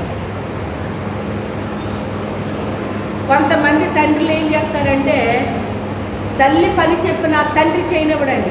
ఒక్కొక్క తండ్రి అలాంటివి కూడా ఉంటాయి. అది చాలా పెద్ద శోధన అండి. అది తెలుసా మీకు? అది ఎంత పెద్ద శోధన అంటే ఆ అమ్మాయికి ఏది రాకుండా పోయింది అంటే ఎవరి వల్ల పోయింది? అప్పుడు ఆ తల్లి ఇంకా పోరాటం ఎక్కువ చేయాలి. ఏం చేయాలి? ఇంకా పోరాటం ఎక్కువ చేయాలి. అమ్మాయి చేస్తే కానీ ఇంక అవదా నీకు? అదేదో నేను చేస్తానులే అంటారు కొంతమంది. అలాగెప్పుడు తల్లి ఒప్పుకోకూడదు. మా పిల్లలు నేను ఆ రీతిగా ఎందుకు తయారు చేశాను అంటే నేను అది అనుభవించాను కనుక మా పిల్లలకి చిన్న వయసు నుంచి పనులు నేర్పించానండి. మన చేతిలో ఉన్న పని ఎవరైనా ఎత్తిపోతారా చెప్పండి? ఎవరు ఎత్తిపోరు. రెబెకాకు అంత పని ఎలా వచ్చింది? వాళ్ళ ఇంట్లో పని వాళ్ళు ఉన్నారండి, కానీ రెబెకాకు అంత పని ఎలా వచ్చేసింది? తల్లి చెప్పింది ఆమె చేస్తుంది. అందుకే అంత ఎక్స్పీరియన్స్ వచ్చింది. ఆమె ఒక గొప్ప ధనవంతుడికి కోడలు అయ్యిందన్నమాట. వెళ్ళి ఎందుకు ఆయనకు కోడలు అయ్యింది అంటే ఒక్కొక్కసారి ఆయనకు 300 పనివారండి. అక్కడ పనివారు ఒక్కొక్కసారి రాకుండా దెబ్బేస్తారనమాట అండి. అలాంటి టైంలో ఆ పని ఆగకూడదు. ఏ పనైనా చేయగలిగి ఉండాలి. ఇప్పుడు కోడలు అంత ధనవంతుడికి కోడలు అయి ఉండొచ్చు, కానీ పనివారు రాని టైంలో పనివారు చేసే పని కూడా ఇప్పుడు ఆమె చేయాలి. ఇప్పుడు ఆమె అంత అవలీలగా చేసిన అమ్మాయి ఇప్పుడు అక్కడ చేయగలదా లేదా? ఈజీగా చేయగలుగుతుంది. నా బిడ్డలకి నేను అదే చెప్పేదాన్ని. మీరు చదువుకోవచ్చు, రేపొద్దున మీకు ఉద్యోగాలు రావచ్చు, మీరు పని వాళ్ళని పెట్టుకోవచ్చు. పని వాళ్ళు రాలేదు, ఈ వేళ నేను ఆఫీస్కి వెళ్ళగలను సెలవు పెట్టే రోజు మీ జీవితంలో రాకూడదు. మీ ఇంటి పని అయినా వంట పని అయినా చేసుకుని మీరు ఆఫీస్కి వెళ్ళి రావాలి. అంతే తప్ప వాళ్ళు రాలేదు బాబాయ్ ఈరోజు ఎలాగా అని మీరు సెలవు పెట్టుకుని ఇంట్లో కూర్చోకూడదు. అలాగా ఆ రీతిగా నేర్చుకోవాలి అని నేను ఎప్పుడైతే నేర్చుకోలేదో తర్వాత వివాహం అయిన తర్వాత నేను పనులు నేర్చుకోవడానికి ఇష్టపడ్డాను కనుక నేర్చుకున్నాను. కానీ నాకు చాలా కష్టమైందనమాట అండి. అదే చిన్నప్పటి నుంచి వచ్చి ఉంటే ఎలా ఉండేది చెప్పండి? చిన్నప్పటి నుంచి పని చేసి ఉంటే ఎలా ఉంటుంది? ఉంటుందా ఉండదా? మా అమ్మగారు తుడిచే విషయంలో కూడా చాలా చెప్పేవారండి. చీపురు కలవాలని వారు ఏంటేంటో చెప్పేవారు. అసలు ఇప్పుడు తుడుపులు చూస్తే మా అమ్మ ఏమైపోద్ది అనుకుంటాను నేను. అంత ఏంటి ప్రతిదీ కూడా అన్నమాట, అసలు అంత నిశ్చితంగా చూసేదన్నమాట అండి ఆవిడ. అందుకే చాలా క్లీన్గా ఉండి మా ఇల్లు. అలాగే దేవుడు కూడా మనం పని చేస్తుంటే ఏ పని అయినా అలాగే చూస్తాడు ఆయన కూడా. ఇప్పుడు మా అమ్మ గురించి కాదు, ఇప్పుడు ఇక్కడ దేవుడు కూడా ఏం చేస్తాడు, ఏ పని చెబితే ఆ పనిలో మనం ఉంగుతున్నామా లేదా, ఎలా చేస్తున్నాం పని అని ప్రతిదీ పరీక్షిస్తాడు మనల్ని ఆయన. మనస్ఫూర్తిగా చేస్తున్నామా లేకపోతే ఎలా చేస్తున్నాము అని. దేవునికి సంబంధించిన ఏ పని అయినా కూడా ఎలా చేయాలి, మనం చాలా ఖచ్చితంగా చేయాలన్నమాట. ఇష్టపూర్వకంగా చేయాలి, కష్టపడి చేయాలి. మనం చేసే పని మనకు నచ్చింది అంటే ఖచ్చితంగా దేవుడికి నచ్చుతుంది అది. ఎందుకని గత్రగత్రగా ఉందనుకోండి మనకు నచ్చుద్దా చెప్పండి? చిరాకుగా ఉంటే నచ్చుద్దా? మనకి నచ్చదు. నీట్గా ఉంటే మనకు నచ్చుతుంది, ఆయనకి అదే నచ్చుతుంది. తెలుసా? దేవునిలో మనం బాగా ఉన్నామంటే అర్థం ఏంటంటేనంట, మొదట ఇది చేస్తామంటండి. ఏం చేస్తాము? ఇల్లుని నీట్గా పెట్టుకుంటామంటండి. ఇల్లుని ఏం చేస్తాం? నీట్గా పెడతామంట. ప్రతి పని కూడా ఆడపిల్లలకి ఏమి చేయాలి తల్లి? తర్ఫీదు చేయాలి. ఇంకెవరో వచ్చేవారు మీ పిల్లలకి తర్ఫీదు తల్లులుగా మీరే ఇచ్చుకోవాలి. మీ పిల్లలకి తండ్రి ఇచ్చే తర్ఫీదు మగపిల్లలకి ఇవ్వాలి. తల్లిస్తే మగపిల్లలు లోబడరండి. అందుకే తండ్రి భయం ఉండాలి మగపిల్లలకి. ఈ విషయాలు ఎందుకు వస్తున్నాయో మరి ఇందులో నాకు అర్థం కావట్లేదు ఈరోజు. ఇది ఎవరికో మొత్తం మీద మీలో అవసరం ఉంది. ఇది అవసరం లేని టాపిక్ ఎప్పుడూ రాదు ఇందులో. దారి మళ్ళించాడు దేవుడు ఎందుకో, మరి ఎవరి గురించి మళ్ళించాడో నాకు తెలియదు. ఇది ఎవరికి సంబంధించిందో వాళ్ళకి అర్థమైపోతుంది. అది నాకు అర్థం కాకపోవచ్చు, కానీ ఎవరి గురించి వస్తుందో మీకు తెలిసిపోతుంది.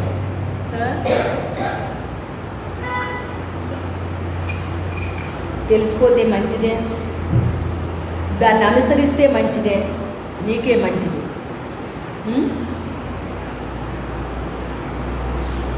ఓపిక పోయిందంటండి. చాలా కాలం అయిపోయింది కదా మరి వీళ్ళ ముందుకు వచ్చేటప్పటికి.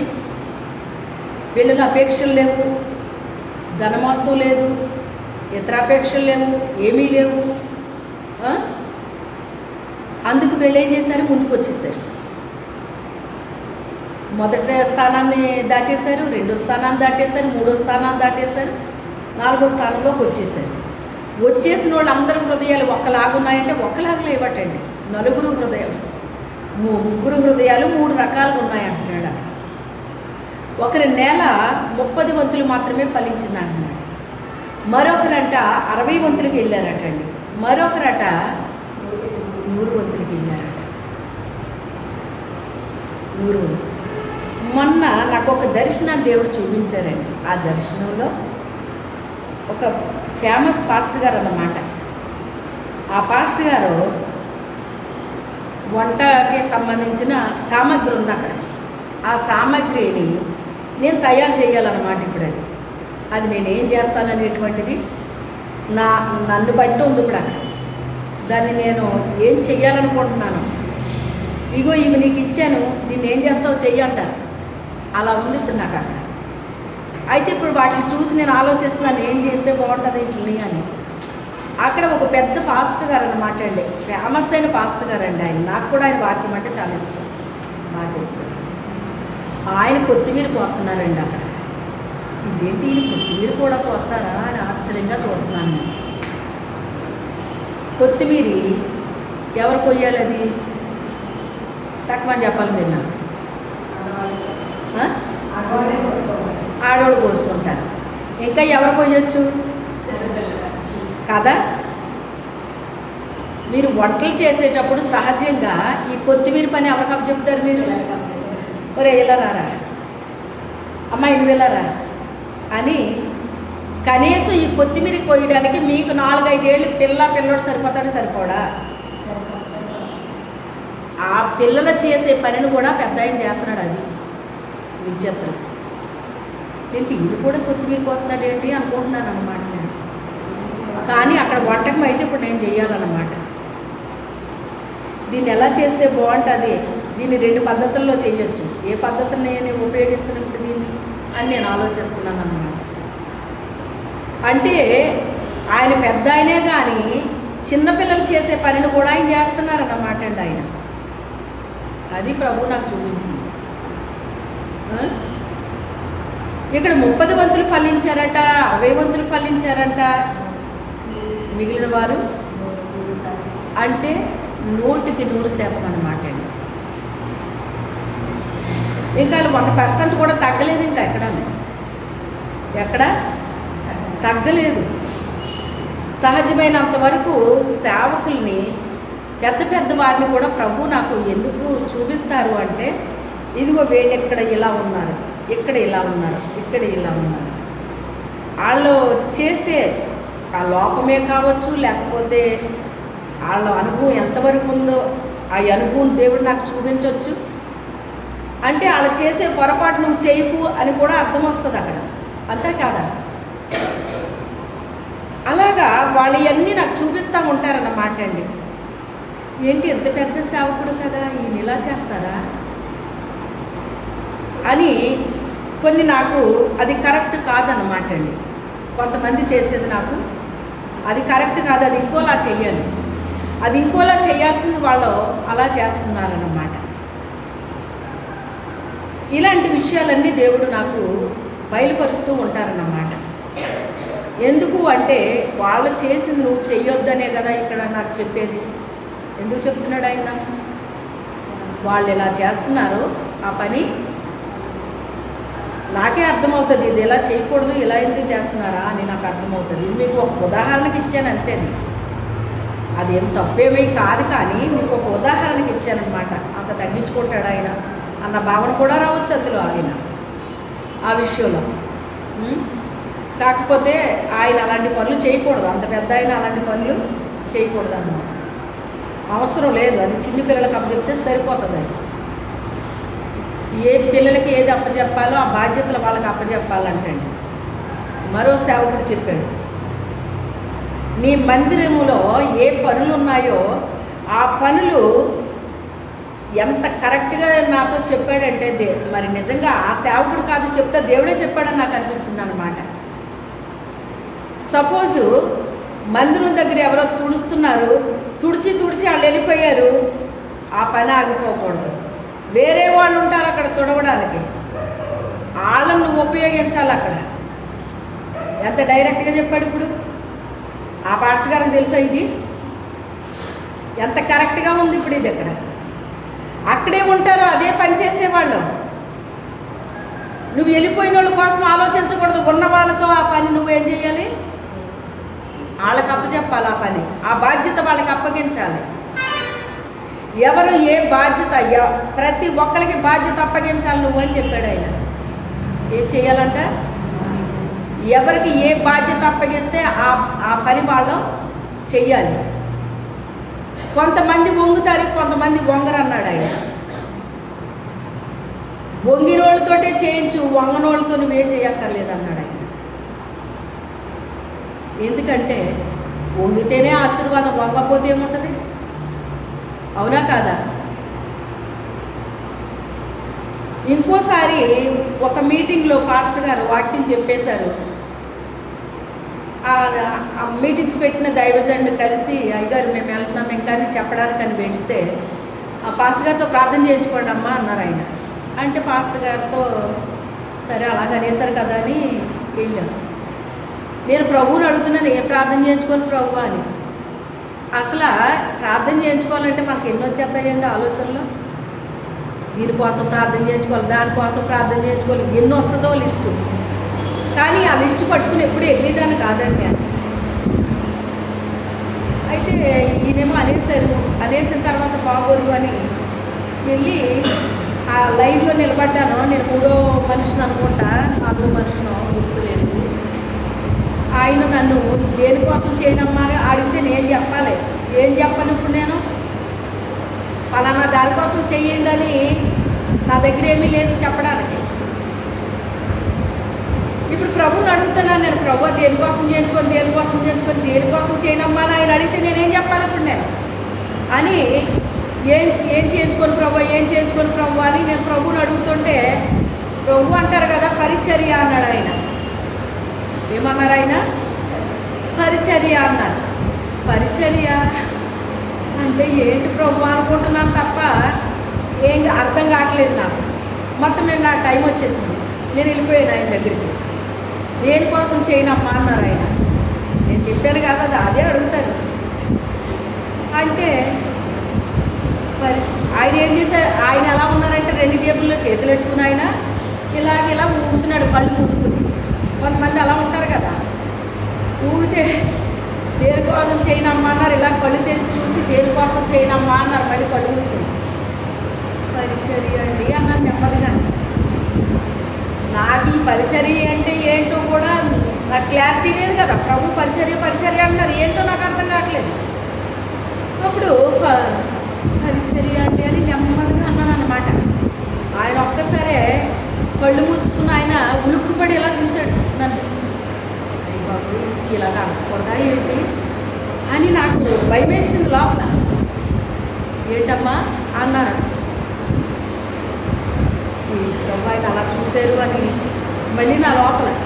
కానీ ఆయన అదే చెప్తున్నాడు, పరిచర్య అండి అన్నాను. ఆయన అలా చూశాడు నన్ను.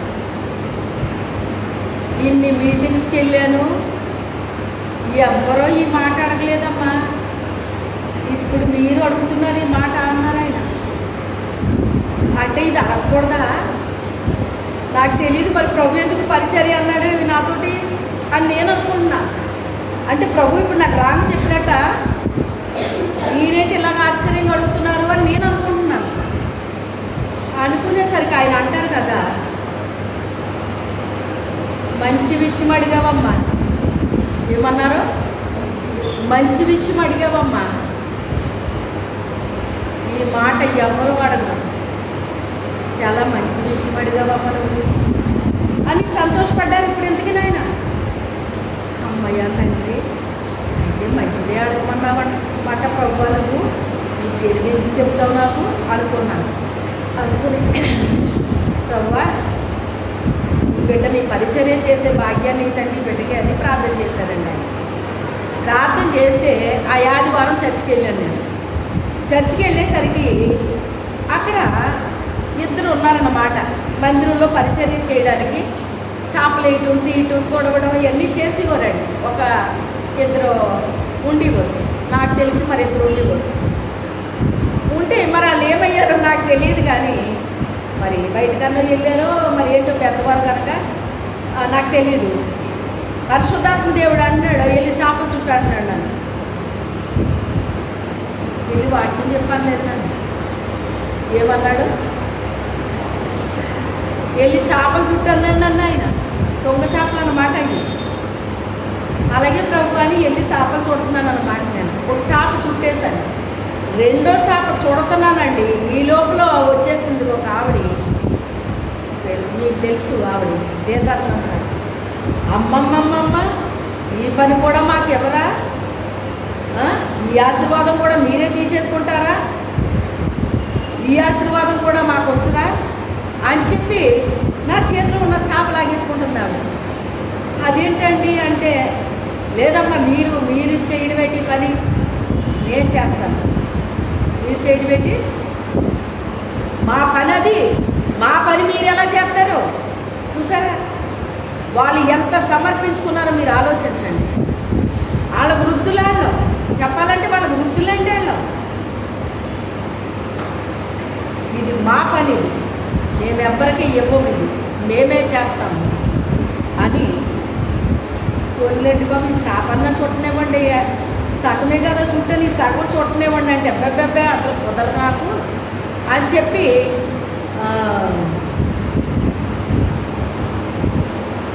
నా చేతిలోంచి లాగేసుకున్నారండి ఆవిడ. ఇప్పుడే కాదు ఇంకెప్పుడు మీరు ఇలా చెయ్యొద్దు అని చెప్పి లాగేస్తున్నారు. అంటే దాని విలువ ఇప్పుడు ఎవరికి తెలిసింది? మనం ఈ చేపలు మాత్రమే చుట్టగలము, ఎందుకంటే మనం ఈ మందిరంలో ఏమీ చేయలేము అని ఆ పని వాళ్ళు తీసుకున్నారన్నమాట. నాకు తెలియదు ఆ విషయం. అప్పుడు తర్వాత ఏమైందంటే నన్ను చూసిన వాళ్ళు వేరే వాళ్ళు ఏంటంటే అది ఎవరో పని నా పని కాదు అని లెక్స్ వెళ్ళిపోయేవారు అన్నమాట. చాలామంది యవనస్తులాడు. అసలు మందిరంలో పరిచర్య ఎవరు చేయాలి? వృద్ధులా యవనస్తులా కదా? అప్పుడు యవనస్తులకి బుద్ధి వచ్చినట్టుంది నన్ను చూసి. నన్ను ఎందుకు ఉంచుతాడు అంటే అవతలాడు బుద్ధి చెప్పడానికి నన్ను ఉంచుతాడు అనమాట. అక్కడ నాతో చేయించాలని కాదు దేవుడి ఉద్దేశం.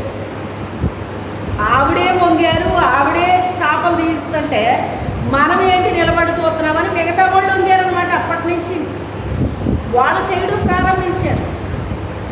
అంటే అనేక మందికి మాదిరి చేశాడండి దేవుడు. నిన్న ఒక వాక్యం వింటుంటే అందులో చెప్తున్నాడు ఆయన, నువ్వు ఒక మాదిరికరంగా నువ్వు ఉండాలి అని నువ్వు అనుకుంటే కనుక చాలా శ్రమలు నువ్వు ఎదుర్కోవాల్సి వస్తుంది అన్నారు ఆయన. అవునా అనుకున్నాను.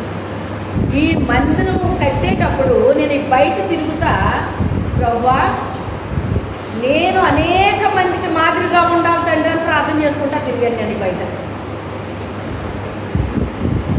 ఎన్ని సంవత్సరాలు అయింది ఇప్పుడు? మందిరం కట్టి 12 ఏడు కదమ్మా. 12 ఇంకా ఎక్కువ, 12 11లో వచ్చాము ఇక్కడికి.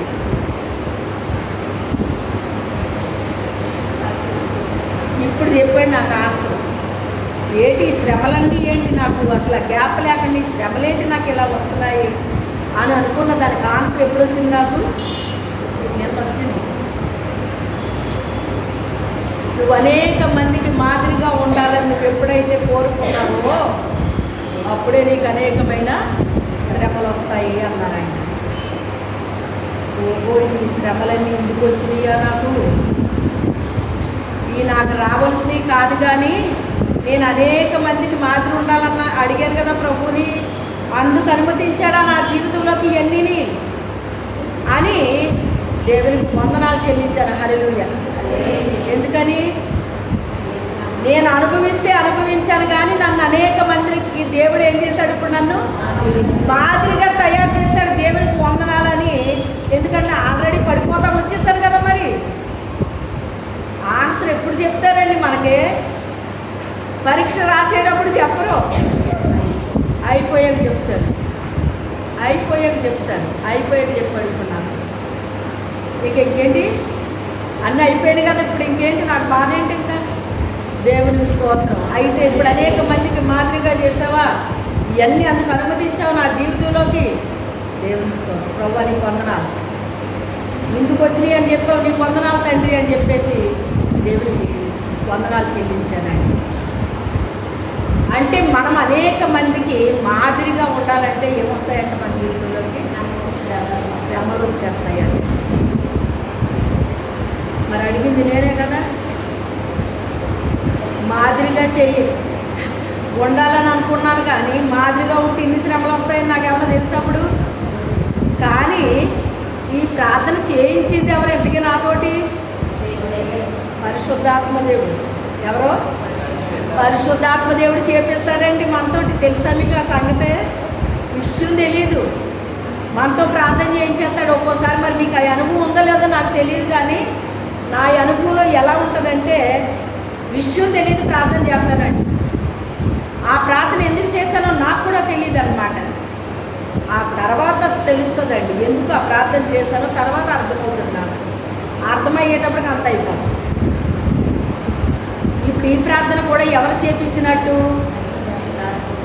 నువ్వు ఇంత శ్రమ అనుభవిస్తున్నావు కదా, ఊరికినే ఎందుకు అనుభవించాలి? నువ్వు అనేక మందికి మాదిరిగా ఉండాలని చెయ్యి అనేసి నాకేమిచ్చాడు? ఇప్పుడు ఆయన ఆలోచన ఇచ్చాడు. మరి ఆయన ఆలోచన ఇవ్వకపోతే నాకు ఎలా తెలుస్తుంది? ఇది నాకు తెలియదు. ఆయన ఆలోచన ఇచ్చాడు. ఆలోచన నేను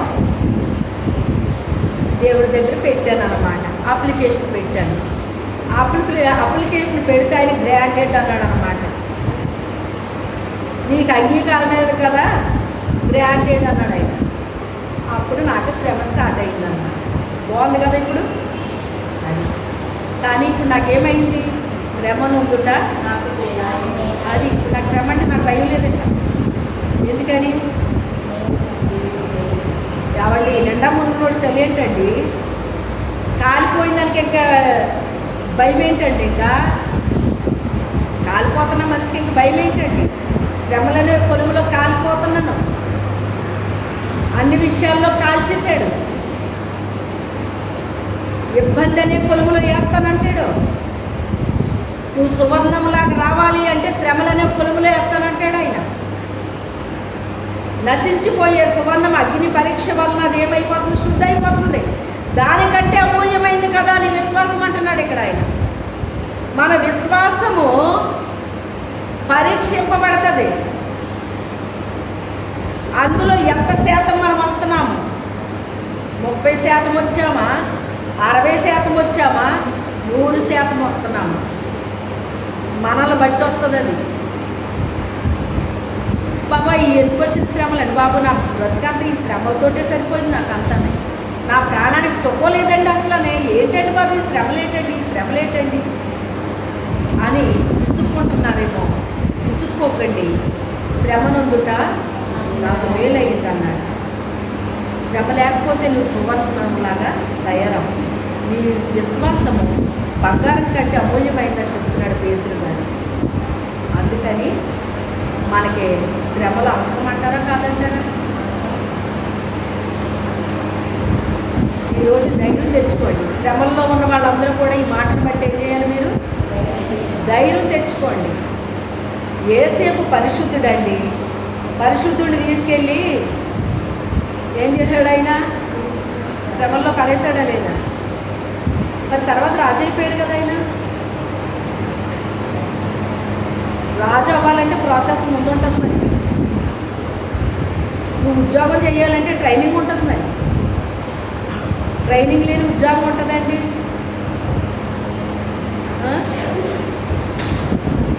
కరోనా వచ్చిన తర్వాత అంటే అండి పాస్ చేసేసారటండి. పరీక్షలు లేకుండానే ఎలాగో పాస్ చేసేసారట. అమ్మయ్య, దేవుడు ఎంత గొప్ప కార్యం చేశాడు, పరీక్షలు లేకుండా పాస్ చేశాడు నన్ను, నిజంగా దేవుడు ఎంత గొప్ప కార్యం చేశాడు అని చెప్పేసి చాలా సంతోషపడిపోయారట. సర్టిఫికేట్ పట్టుకెళ్తే ఒక్కడ ఉద్యోగాలు ఇవ్వలేదటండి. బాగుందా ఇప్పుడు? పరీక్షలు ఉండాలి, మనకి పరీక్షలు ఉండాలి. అనుభవాలు అంటే అనుభవాలు లేకపోతే ఎలా చెప్తామండి ఎదుటి వాళ్ళకి? మనకు అనుభవం లేకపోతే ఎదుటి వాళ్ళకి ధైర్యం ఎలా చెప్తాం? నేను అనుభవించానమ్మా, ఈ మార్గంలో ఇవన్నీ తగ్గుతాయి. రాజమండ్రి వెళ్తుంటే వారం తగ్గుతుందా లేదా? తగ్గుతుంది కదా. కోరుకొండ తగ్గుతుంది కదా. నేను రాజమండ్రి వెళ్తే ఈ రెండు నాకు తగలేదు అంటే ఏ రూట్లో వెళ్తున్నట్టు చెప్పండి? ఏ రూట్లో వెళ్తున్నట్టు? రాజమండ్రికి కొన్ని తగులుతాయి మధ్యలోని, హైదరాబాద్కి కొన్ని తగులుతాయి మధ్యలోని. అవి నీకు తగలట్లేదంటే నువ్వు కరెక్ట్ అయిన రూట్లో లేవని అర్థం. అక్కడ రూట్లో వెళ్తున్నావు కానీ కరెక్ట్ రూట్లో లేవు. అక్కడ తగలలా అవన్నీ మనకి. ప్రతి దాన్ని టచ్ చేసుకుంటే వెళ్తుంది ఇది. మన జీవితంలో ఈ శ్రమలు అనేటువంటి ఖచ్చితంగా మనం టచ్ చేస్తాయండి. అసలు శ్రమలు నీకు రావట్లేదంటే నువ్వు అసలు నిజంగా విశ్వాసమేనా? చాలా డౌట్ ఇది. నువ్వు విశ్వాసం అయితే ఖచ్చితంగా ఏమి రావాలి నీకు? రావాల్సిందే, పరీక్ష రావాల్సిందే. నువ్వు చదువుతున్నావు అంటే నీకు పరీక్ష రావాల్సిందే, వస్తుంది అది. అవి మా స్కూల్లో పరీక్షలు ఉండవండి. ఓహో,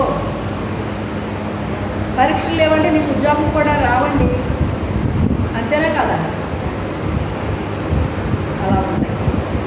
పరీక్షలు ఉండాలి, విశ్వాస పరీక్ష ఉండాలి. ఉండాలి, అనుభవాలు ఉండాలి. అనుభవం లేకపోతే ఎవరికి ఉపయోగపడతావు? నువ్వు చెప్పిన మాట ఎవరికి పనిచేస్తుంది? ఎవరికే పని చేయదు.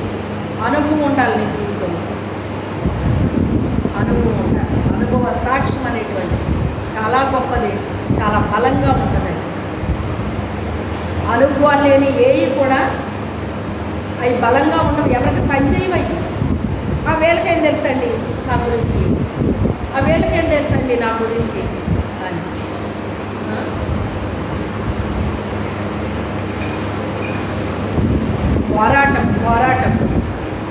పోరాటాలు మనం ప్రయాణం చెయ్యాలండి.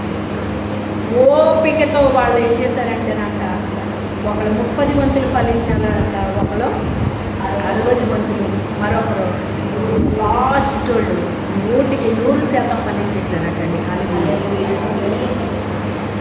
యోగ్యమైన మంచి మనస్సు కలిగిన వారని రాయబడింది వాళ్ళ గురించి. ఎలాంటి వాళ్ళంట?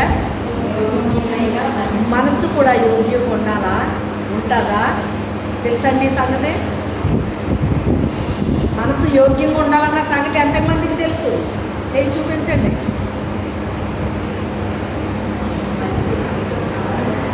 యోగ్యమైన మంచి మనసు ఉండాలి. ఆ యోగ్యమైన అన్న దాని దగ్గర కింద ఫుట్నోట్లో చూస్తే ఆరోగ్యకరమైన మనసు అని ఉంటుందండి. ఏముంటుంది? ఆరోగ్యకరమైన మనసు అంటే మనసుకే ఏముండకూడదు?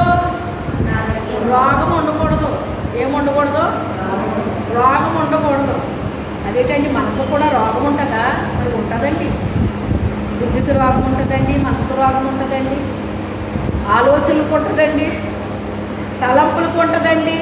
వీళ్ళ ఊహ, వీళ్ళ యొక్క ఆలోచన కేవలము ఎప్పటి నుంచి? బాల్యము నుంచి చెడ్డదన్నాడంటే ఒక్క మాటలో దేవుడు. ఎవరి గురించి? నోవహు కాలంలో ఉన్నవారి గురించి చెప్పాడు ఆ మాట ఆయన. వాళ్ళందరిలో నోవహు కూడా వచ్చాడండి. నీతిమంతుడుగా అతను తీర్చబడ్డాడు. దుర్మార్గులతో చేతులు కలపలేదు, దుష్టులతో చేతులు కలపలేదు, పనికి మాలిన పనులు చేయలేదు. నీతిమంతుడుగా ఆ తరము వారిలో నీతిమంతుడుగా బయటకు వచ్చాడంట. ఆ ఒక్కడితోని ఆ ఫ్యామిలీతో ఒక ఓడని నిర్మాణం చేపించేశాడు దేవుడు. 120 సంవత్సరాలు పట్టింది ఆ ఓడ కట్టడానికి. అందులో వర్క్ చేయడానికి వచ్చారు కానీ అందులో ప్రవేశించలేదు వాళ్ళు. జాగ్రత్త. దేవుని పని చేసి దేవుని రాజ్యంలోకి ప్రవేశించకపోతే ఇంకేం ప్రయోజనం? దేవుని పని చెయ్యాలని మీరు దేవుని రాజ్యంలో కూడా మనము ప్రవేశించాలి. రెండూ ఉండాలి. దేవుని పని ఒక్కటి చేస్తున్నానని చెప్పుకోవడం కాదు. మనం దేవుని రాజ్యంలో ప్రవేశించడానికి అర్హత కూడా మనకి కావాలి. దుష్టులతో దుర్మార్గులతో మనం ఏకీభవించి ప్రయాణం చేస్తే, పనులు చేస్తే, దుష్టులు ఏం చేస్తారండి? దుర్మార్గ పనులే చేస్తారు వాళ్ళు. అలాంటి వాటిలో మనం ఉండొచ్చా? ఉండకూడదు. చేతులు కలపకూడదు, వాళ్ళతో ఏకీభవించకూడదు. ఆనాడు ఆ తరములో ఎవరితో కూడా అతను ఏం చేయలేదండి. ఎలా చేయగలిగాడు? అలాగా అంతమంది ప్రజల్లో అతను ఒక్కడు ఎలా ఉండగలిగాడు నీతిమంతుడుగా? ఒకే ఒక కారణం, అతడు దేవునితో నడిచినవాడు, దేవుని స్వరాన్ని విన్నవాడు, దేవునితో ప్రయాణం చేసిన అనుభవాలు కలిగిన వాడు. దేవుడు దేవుడు దేవుడు ఆ మాట అంటే విశ్వాసులని చెప్పుకునేవారు కూడా ఇంకెప్పుడు దేవుడే అంటారు. ఇంక దేవుడే అంటే ఇంకేమీ లేదేంటి ఇంకా అని విసుక్కుంటారు చాలామంది. పిచ్చోడు అనుకున్నారు అతను అందరూ కలిసి. ఏంటి వర్షం వస్తుందంటాడేంటి, ఏదో జలప్రళయం అంటాడేంటి, అసలు వర్షపు చినికంటే తెలియదు ఆ జనాలకి. పోనీ అతనికి తెలుసా? అతనికే తెలియదు. కానీ ఎలా నమ్మాడు అతను? దేవుడు చెప్పాడు, నమ్మాడంతే. నీతిమంతులంటే ఏంటి? దేవుడు చెప్పింది నమ్మాలంతే. నీకు ఆధారాలు కనబడవు ఎక్కడని, ఏ ఆధారం నీకు కనబడదు. దేవుడు చెప్పాడంటే నువ్వు నమ్మాల్సిందే, గుడ్డిగా నమ్మాల్సిందే. దాన్నే విశ్వాసం అంటారు, దాన్నే విశ్వాసం అంటారు. అలా నమ్మాడు అతను. 108 సంవత్సరాలు ఎగతాళీలు అనుభవించాడు అతను. అలాగేలాగే ఎగతాళి చేయలేదు అతను. పిచ్చోడు అన్నారు, అదన్నారు, ఇదన్నారు, ఏదో అన్నారు. అయినప్పటికైనా అతను చెల్లించలేదండి, అతని విశ్వాసాన్ని కోల్పోలేదండి. నా విశ్వాసాన్ని మీకు చూపించాల్సిన అవసరం నాకు లేదనుకున్నాడంటే. దేవుని యందు విశ్వాసం కలిగిన మనము మన విశ్వాసాన్ని ఎవరికి చూపించాల్సిన అవసరం మనకి. దేవుడు అంటే ఏంటో మనకి తెలియాలి, మనమేంటో దేవుడికి తెలియాలి. ఇద్దరు కలిసి ప్రయాణం చేసినప్పుడు ఒకరంటే ఒకరికి ఏంటో తెలుస్తుంది. ఇద్దరు కలిసి మాట్లాడుకుంటా వెళ్తారు, అవునా కదా? దేవుడు మనము కలిసి ప్రయాణం చేసినప్పుడు దేవుడేంటో మనకు తెలుస్తుంది, మనమేంటో దేవుడికి తెలుస్తుంది. ఇద్దరు మాట ఒకటి అవుతుంది. ఆయన ఏం చెప్తే అది నమ్ముతామా? అయ్యగారు చాలాసార్లు మాట్లాడేవారు మాట్లాడు. అందరు ఇలా అంటున్నారు, అందరూ అలా అంటున్నారు. దేవుడు నాకు ఇది చెప్పాడు ఇలా చేయమని. వాళ్ళందరూ ఇలా అంటున్నారు, వాళ్ళందరి మాట నాకు అనవసరం. నా దేవుడు ఏం చెప్పాడు అది నాకు అవసరం. నా దేవుడు చెప్పింది నేను చేస్తాను, అంతవరకే నాకు, వేరేది నాకు అవసరం లేదు. వాళ్ళకెవరికో నచ్చితే నాకేంటి, నచ్చకపోతే నాకేంటి? నా దేవుడు చెప్పాడు ఇది చేయమని, కనుక నేను చేస్తాను. అది ఎవరికి నచ్చాల్సిన అవసరం నాకు లేదు. ఆయన నాకు చెప్పాడు చేయమన్నాడు, నేను చెయ్యాలి, అంతవరకే నాకు, ఇంక వేరేది నాకు అవసరం లేదు. ఇలాంటి పోరాటాలు ప్రతి మీటింగ్లో ఉండి మాకిద్దరికీ. భర్తగా నేను ఆయన గౌరవించాను, ప్రేమించాను, లోబడ్డాను, విధేయత చూపించాను. ఆయనకి చేయాల్సిన పరిచర్య కంటే ఎక్కువ చేశాను. నేను ఆయనకి ఎక్కువ చేశాను ఆయనకి. అందుకే నా దేవుడికి తెలిసిన విషయం. కానీ దేవుని విషయంలో దేవుడికి నాకు మధ్యలో వస్తే పట్టుకు అప్పుడు మాత్రం నేను ఒప్పుకోలేదు. ఆయన ఒక భర్త కనుక ఆయనకి ఇవ్వాల్సిన వాల్యూ నేను ఇస్తాను, ఆయనకి సంబంధించిన పనులు నేను చేసి పెడతాను, అవన్నీ ఓకే.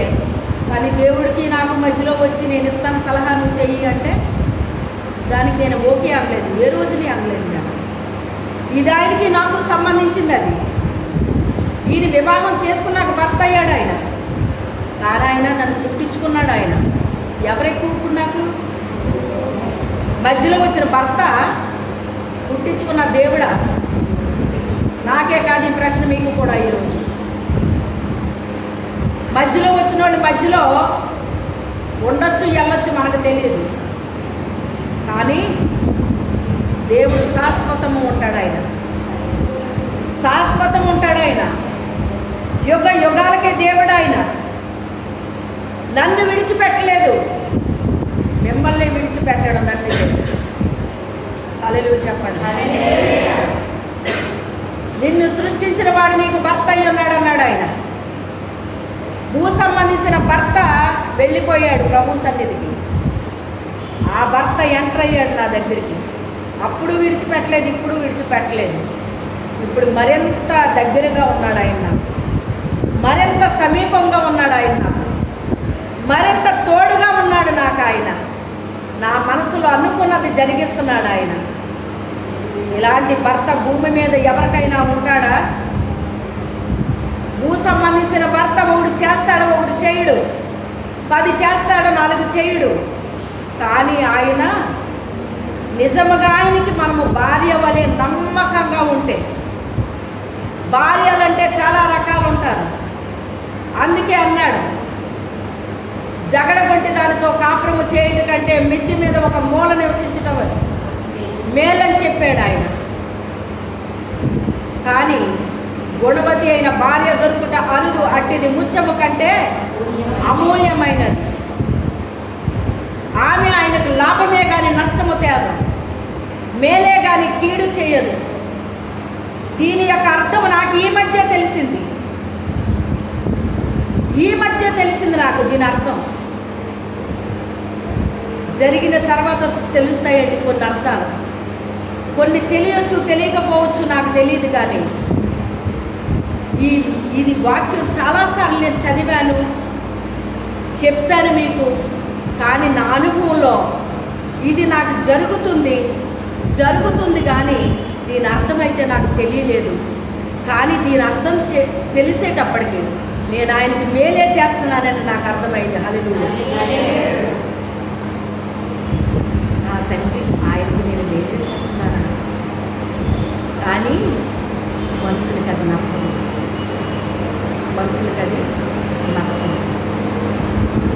కానీ నేను ఆయనకి మేలే చేస్తున్నానన్న విషయం నాకు తెలిసింది. దేవానికి స్తోత్రం. ఎంతకాలం మనుషులు రకరకాలుగా మాట్లాడుకున్నారు. ఏంటో ఈవిడ ఇలా చేస్తారు, ఆవిడ అలా చేస్తారేంటి, అలా చేయకూడదు, ఇలా చేయకూడదు, ఇలాంటి మాటలు మీకు విన్నాను. ఎందుకు చేయలేదో ఇప్పుడు అర్థం లేదు. నువ్వు చెప్పింది నీకు ఇష్టమైంది నేను చేస్తున్నాను కనుక వీళ్ళకి ఇష్టం లేదు, అది నాకు అర్థమైంది. ఆయనకు నచ్చింది, ఆయనకి మెచ్చింది, ఆయనకు లాభకరమైంది నేను చేసినప్పుడు ఇక నాకేంటండి భయము బాధనే? నాకెందుకు భయము బాధ? వాళ్ళు శరీరానుసారంగా ఆలోచించే వ్యక్తులాడు. నేను ఆత్మానుసారంగా ఆలోచిస్తాను, ఆత్మానుసారంగా నడుచుకుంటాను. నేను అది ఈరోజు నడవట్లేదు. నేను బాల్య దశ నుంచి నేను ఆయన వశంలో ఉన్నదాన్ని. ఇప్పుడు వచ్చి ఇప్పుడు నడుచుకోవట్లేదు. నేను ఆయనలో నేను ఉన్నాను కనుక, నాలో ఆయన ఉన్నాడు కనుక, ఒకరికి ఒకరు వశమైపోయాం కనుక ఆయన నన్ను నడిపించుకుంటున్నాడు. నాకు నడక నేర్పాడు, నాకు అన్నీ నేర్పాడు ఆయన. ట్రైనింగ్లో అయితే వచ్చేది కాదండి బోధ. ట్రైనింగ్లు అయితే వేరే వస్తూ ఉంటాయి. ఇది ట్రైనింగు ఆయన దగ్గర అయ్యాడు. ట్రైనింగు ఆయన ఇచ్చాడు నాకు. ట్రైనింగు ఆయన ఇచ్చే ట్రైనింగు ఆయనకి లాభాన్ని చేకూరుస్తుందండి. ఆయన దగ్గర నేర్చుకోవాలి ట్రైనింగ్. పుస్తకాలు చదివితే రాదు ట్రైనింగ్. దీన్ని చదివేసి ఓ పక్కన పడేస్తే రాదు మనకి జ్ఞానము, బుద్ధిని. చదవాలి, వినాలి, హృదయంలో ఉండాలి, దాన్ని అనుసరించాలి. చదివేసిన అయిపోదు, వినేసిన అయిపోదు, దీన్ని అనుసరించి నడవాలి. అనుసరించి నడిస్తేనే ఆయన పనులు మనం చేయగలుగుతాం.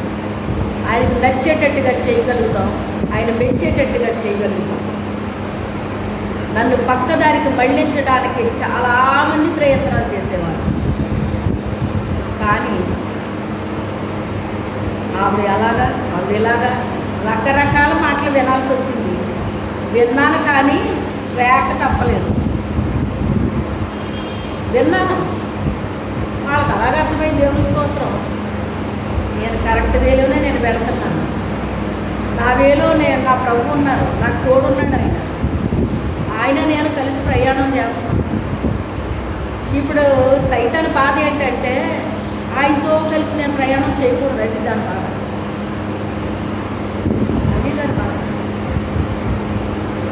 నేనెందుకు ఆయన విడిచిపెట్టుకుంటాను? ఆయనతో కలిసి నడిస్తే ఉండే అనుభవాలు చాలా అద్భుతంగా ఉంటాయి. చినుకంటే తెలియదు, వర్షం అంటే తెలియదు. ఎలా నమ్మాడు నా ఒప్పు? చెప్పినవాడు నమ్మదగిన దేవుడు ఆయన. ఆయన దేవుడు. ఆయన మనిషి కాదు, ఆయన నరుడు కాదు. అబద్ధం చెప్పడానికి నరుడు కాదు ఆయన. ఆకాశము భూమి గతించవచ్చు కానీ నా మాటలు ఏమాత్రము గతించమని చెప్పాడు ఆయన. అలాంటి దేవుడు చెప్పిన మాట ఎందుకు వ్యర్థమవుతుంది? అది జరగడానికి కొంచెం లేట్ అవ్వచ్చేమో కానీ ఖచ్చితంగా జరిగి తీరుతుంది. అది అంతే. వాళ్ళ ఓపికతో ఫలించారని చెప్తున్నాడు అక్కడ. ఓపికతో ఫలించారా లేదా? ఎంతమంది లేరు మనకు మాదిరి బైబిల్లో? వాళ్ళని తీసుకోవాలి మన మాదిరి, వాళ్ళని తీసుకోవాలి మన మాదిరి. ఏలియా మన వంటి స్వభావం కలిగిన వాడే. ఆసక్తి కలిగి ప్రార్థన చేస్తే ఆకాశం మూయబడింది, ఆకాశం తెరవబడింది. ఆయన నీతిమంతుడే. ఆయనకి ట్రైనింగ్ ఎక్కడిచ్చాడో తీసుకెళ్ళి తెలుసా మీకు? యెజబెలు దగ్గర సవాలు చేశాడండి ఆయన. ఎంత గుండె ధైర్యం ఉండాలి ఆయనకి? 480 మంది ప్రవక్తలు ఉంటే వాళ్ళందరినీ కాదని ఓ పక్కన నిలబడ్డాడంటే ఎంత ధైర్యం ఉండాలంటే ఆయనకి? ఎంత జనం ఉంటే అంత ధైర్యం ఉంటుందండి చాలామందికి. ఎంత జనం ఉంటే అంత బలం ఉంటుందండి వాళ్ళకి. కానీ ఇతని బలం ఎక్కడిది? ఆయనే ఆయన బలము, ఆయనే ఆయన బలము. ఆ సవాలు చేసినందుకు చెట్టు కింద కూర్చోవలసి వచ్చింది. వెళ్ళి ఎక్కడ కూర్చున్నాడో ఒక చెట్టు కింద కూర్చోవలసిన పరిస్థితి వచ్చింది అతనికి. దిక్కు దివాణం లేకుండా కూర్చున్నాడు ఒక్కడో వెళ్ళి అక్కడ. కానీ నా దిక్కు ఎవరో? నీకు బోల్డ్ మంది ఉండొచ్చు, చుట్టాల బంధువులు, రక్త సంబంధులు, వాళ్ళు ఏళ్ళు అందరూ ఉండొచ్చు. కానీ దేవుడే నాకు దిక్కు అన్న వాళ్ళని ఎక్కడ పెట్టాలో అక్కడ పెడతాడు ఆయన తీసుకెళ్ళి. లేదండి బాబు నాకు బోల్డ్ మంది చుట్టాలండి, నాకు బోల్డ్ మంది బలగమండి, ఇలా చెప్పేవాళ్ళు చాలామందిని చూసాం మేము. టైం వచ్చేటడికి ఏ చుట్టాలు ఉండరు, ఏ పట్టాలు ఉండరు, ఎవరు ఉండరు అక్కడ. టైం వచ్చినట్టుకి ఎవరు ఉండరు. దేవుడే దిక్కు అవుతాడు, దేవుడే దిక్కు అవుతాడండి. అందుకే ఆలయాలే కాదు దిక్కు చేసుకోవాల్సింది. ఎవరిని చేసుకోవాలి మనం? ఆయన చేసుకో దిక్కు. అందరికీ దిక్కు ఆయనే, అందరికీ దిక్కు ఆయనే. ఆయన మనం దిక్కు చేసుకోవాలి. ఆయన మనం దిక్కు చేసుకుంటే ఆయన ఏదైనా చేయగలడు. నీకు సంబంధం లేని వాళ్ళు నీకు సాయం చేస్తారు వచ్చి. వాళ్ళెవరో నీకు తెలియదు, ఎవరో నీకు తెలియదు. ఏ టైంకి ఎవరు ఎక్కడ అవసరమో అక్కడికి ప్రజెంట్ చేస్తాడు, వాళ్ళు సహాయం చేస్తారు. తెలుసా మీకు? దిక్కు లేదు, ఏకాకిలో కూర్చున్నాడు అనమాట అక్కడ.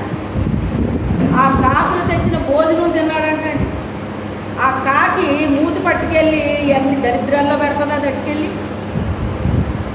చెప్పండి, కాకులు ఎక్కడెక్కడ ఏమేమి తింటాయి తెలుసు కదా మీకు. అలాంటిది తెచ్చి ఆహారం పెడితే ఏం చేశాడు? ఇష్టం ఉన్నా ఇష్టం లేకపోయినా తిన్నాడు. ఏంటండి నాకు నువ్వు చెప్పమన్నది చెప్పడం ఏంటి, నాకు ఈ గతి ఏంటి అని ఏ రోజైనా అన్నాడు ఆయన? ఒక రోషము, ఒక పట్టుదల ఉంటుందండి. ఏముంటుంది? ఆయన బిడ్డలంటే ఆయనకి మేలు చేయాలని చూస్తారు, ఆయనకి లాభాన్ని సమకూర్చాలని చూస్తారు. అందుకే ఆ మాట వాడాడు అక్కడ. ఆయనకి మేలే కానీ కీడు చేయదట, లాభమే కానీ నష్టం చేయదట. అనుభవము చేత ఏం చేస్తుందంట? వ్యాపారంలో లాభాన్ని సంపాదిస్తుందట అనుభవము చేత. ఒకటి సక్సెస్ అవ్వాలి అంటే చాలా అనుభవాలు రావాలి మన జీవితంలో. ఏదైనా ప్రారంభించిన వెంటనే పనులు అయిపోతాయా అండి? సక్సెస్ అయిపోతుందా? అబ్రహాం లింకన్ 99 సార్లు ప్రెసిడెంట్ అవ్వాలని ప్రయత్నం చేసి 100వ సారి అయ్యాడట ఆయన. కానీ ప్రయత్నం ఆపలేదు. దేవుని స్తోత్రం. 99 సార్లు చేయడం అంటే సామాన్యమైన విషయం కాదనమాట. ఒక మనిషి ప్రెసిడెంట్ అవ్వడానికే అంత ప్రయత్నం చేస్తే దేవుడు బిడ్డలమని చెప్పుకుంటున్న మనము ఇంకెంత ప్రయత్నం చేయాలి ఏదైనా చేయడానికి? చేసిన వల్ల సక్సెస్ అయిపోవు. దేవుడితో మనము కలిసి ఉంటే ఆయన సక్సెస్ చేస్తాడు. దేవుడితో కలిసి ఉంటే దేవుడు చెప్పించి చేస్తామండి. వెరీ సింపుల్ అంతే. దేవుడితో కలిసి లేకుండా బయట సలహాలన్నీ వింటే ముందుకు ప్రయాణం వెళ్ళదు. అందుకే సాతానుడు మొదటి ఇన్ని గలిబిలు చేసేవాడు. ఆయన గలిబిలు అయిపోతే నేను అయిపోతాను కదా, ఎట్టి పరిస్థితుల్లో అసలు ఇంచు కూడా కదిలేదని కాదు, ఇంచు కూడా కదలలేదు. ఇప్పుడు దేవుడు ఏం చెప్పాడో అదే చేసేదాన్ని. ఎన్ని ఎగతాళి చేసుకోనివ్వండి, ఏమైనా అనుకోనివ్వండి, అవన్నీ నాకు అనవసరం. నా దేవుడు నాకేం చెప్పాడో అది మాత్రం చేసి ముగించాను. అందుకే ప్రతి దాంట్లో సక్సెస్సే చూశాను నేను. హల్లెలూయా. ఈ రోజుకి సక్సెస్ అవ్వడానికి కారణాలు అయ్యానన్న మాట్లాడి. అయితే ఇప్పుడు ఏంటండి ఇలా జరుగుతుంది? పరీక్షలు మరి పరీక్షలు అలాగే ఉంటాయండి. మన చుట్టాల బంధువులు, రక్త సంబంధాలు అందరూ వచ్చి మన పరీక్షల్లో కూర్చోరండి. మనం ఒక్కడమే కూర్చుంటామండి హాల్లో. ఎవరో రారండి మన కూడా. వాళ్ళు వచ్చినా బయట కూర్చోవాలండి. వాళ్ళు మనతో రానివ్వండి. ఎవరు ఏ కనెక్షన్లు ఉండవండి ఎవరితోటి. వాళ్ళ దగ్గర కూర్చోబెట్టాడండి, తర్వాత అక్కడ పంపాడండి, తర్ఫీదు ఇచ్చేసాడట.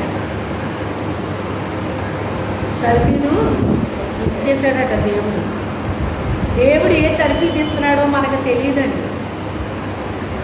ఎందుకు ట్రైనింగ్ ఇస్తున్నాడో కూడా తెలియదండి మనకి. ట్రైనింగ్లు ఇస్తాడు దేవుడు. ఇప్పుడు అర్థమవుతుంది నాకు, ఈ ట్రైనింగ్ అంతా ఇచ్చాడా దేవుడు అని ఇప్పుడు అర్థమవుతుంది నాకు. ఇది ఒక ట్రైనింగ్గా నాకు. అక్కడ అవసరమా? అక్కడ ఉండడం అవసరమా? అవసరమే అన్న. అయితే అనేకమైన ఇబ్బందులు నాకు వస్తూ ఉంటాయి, కానీ అవి శాశ్వతం కాదైనా దాన్ని అలా దొరికించేస్తున్నాడు దేవుడు.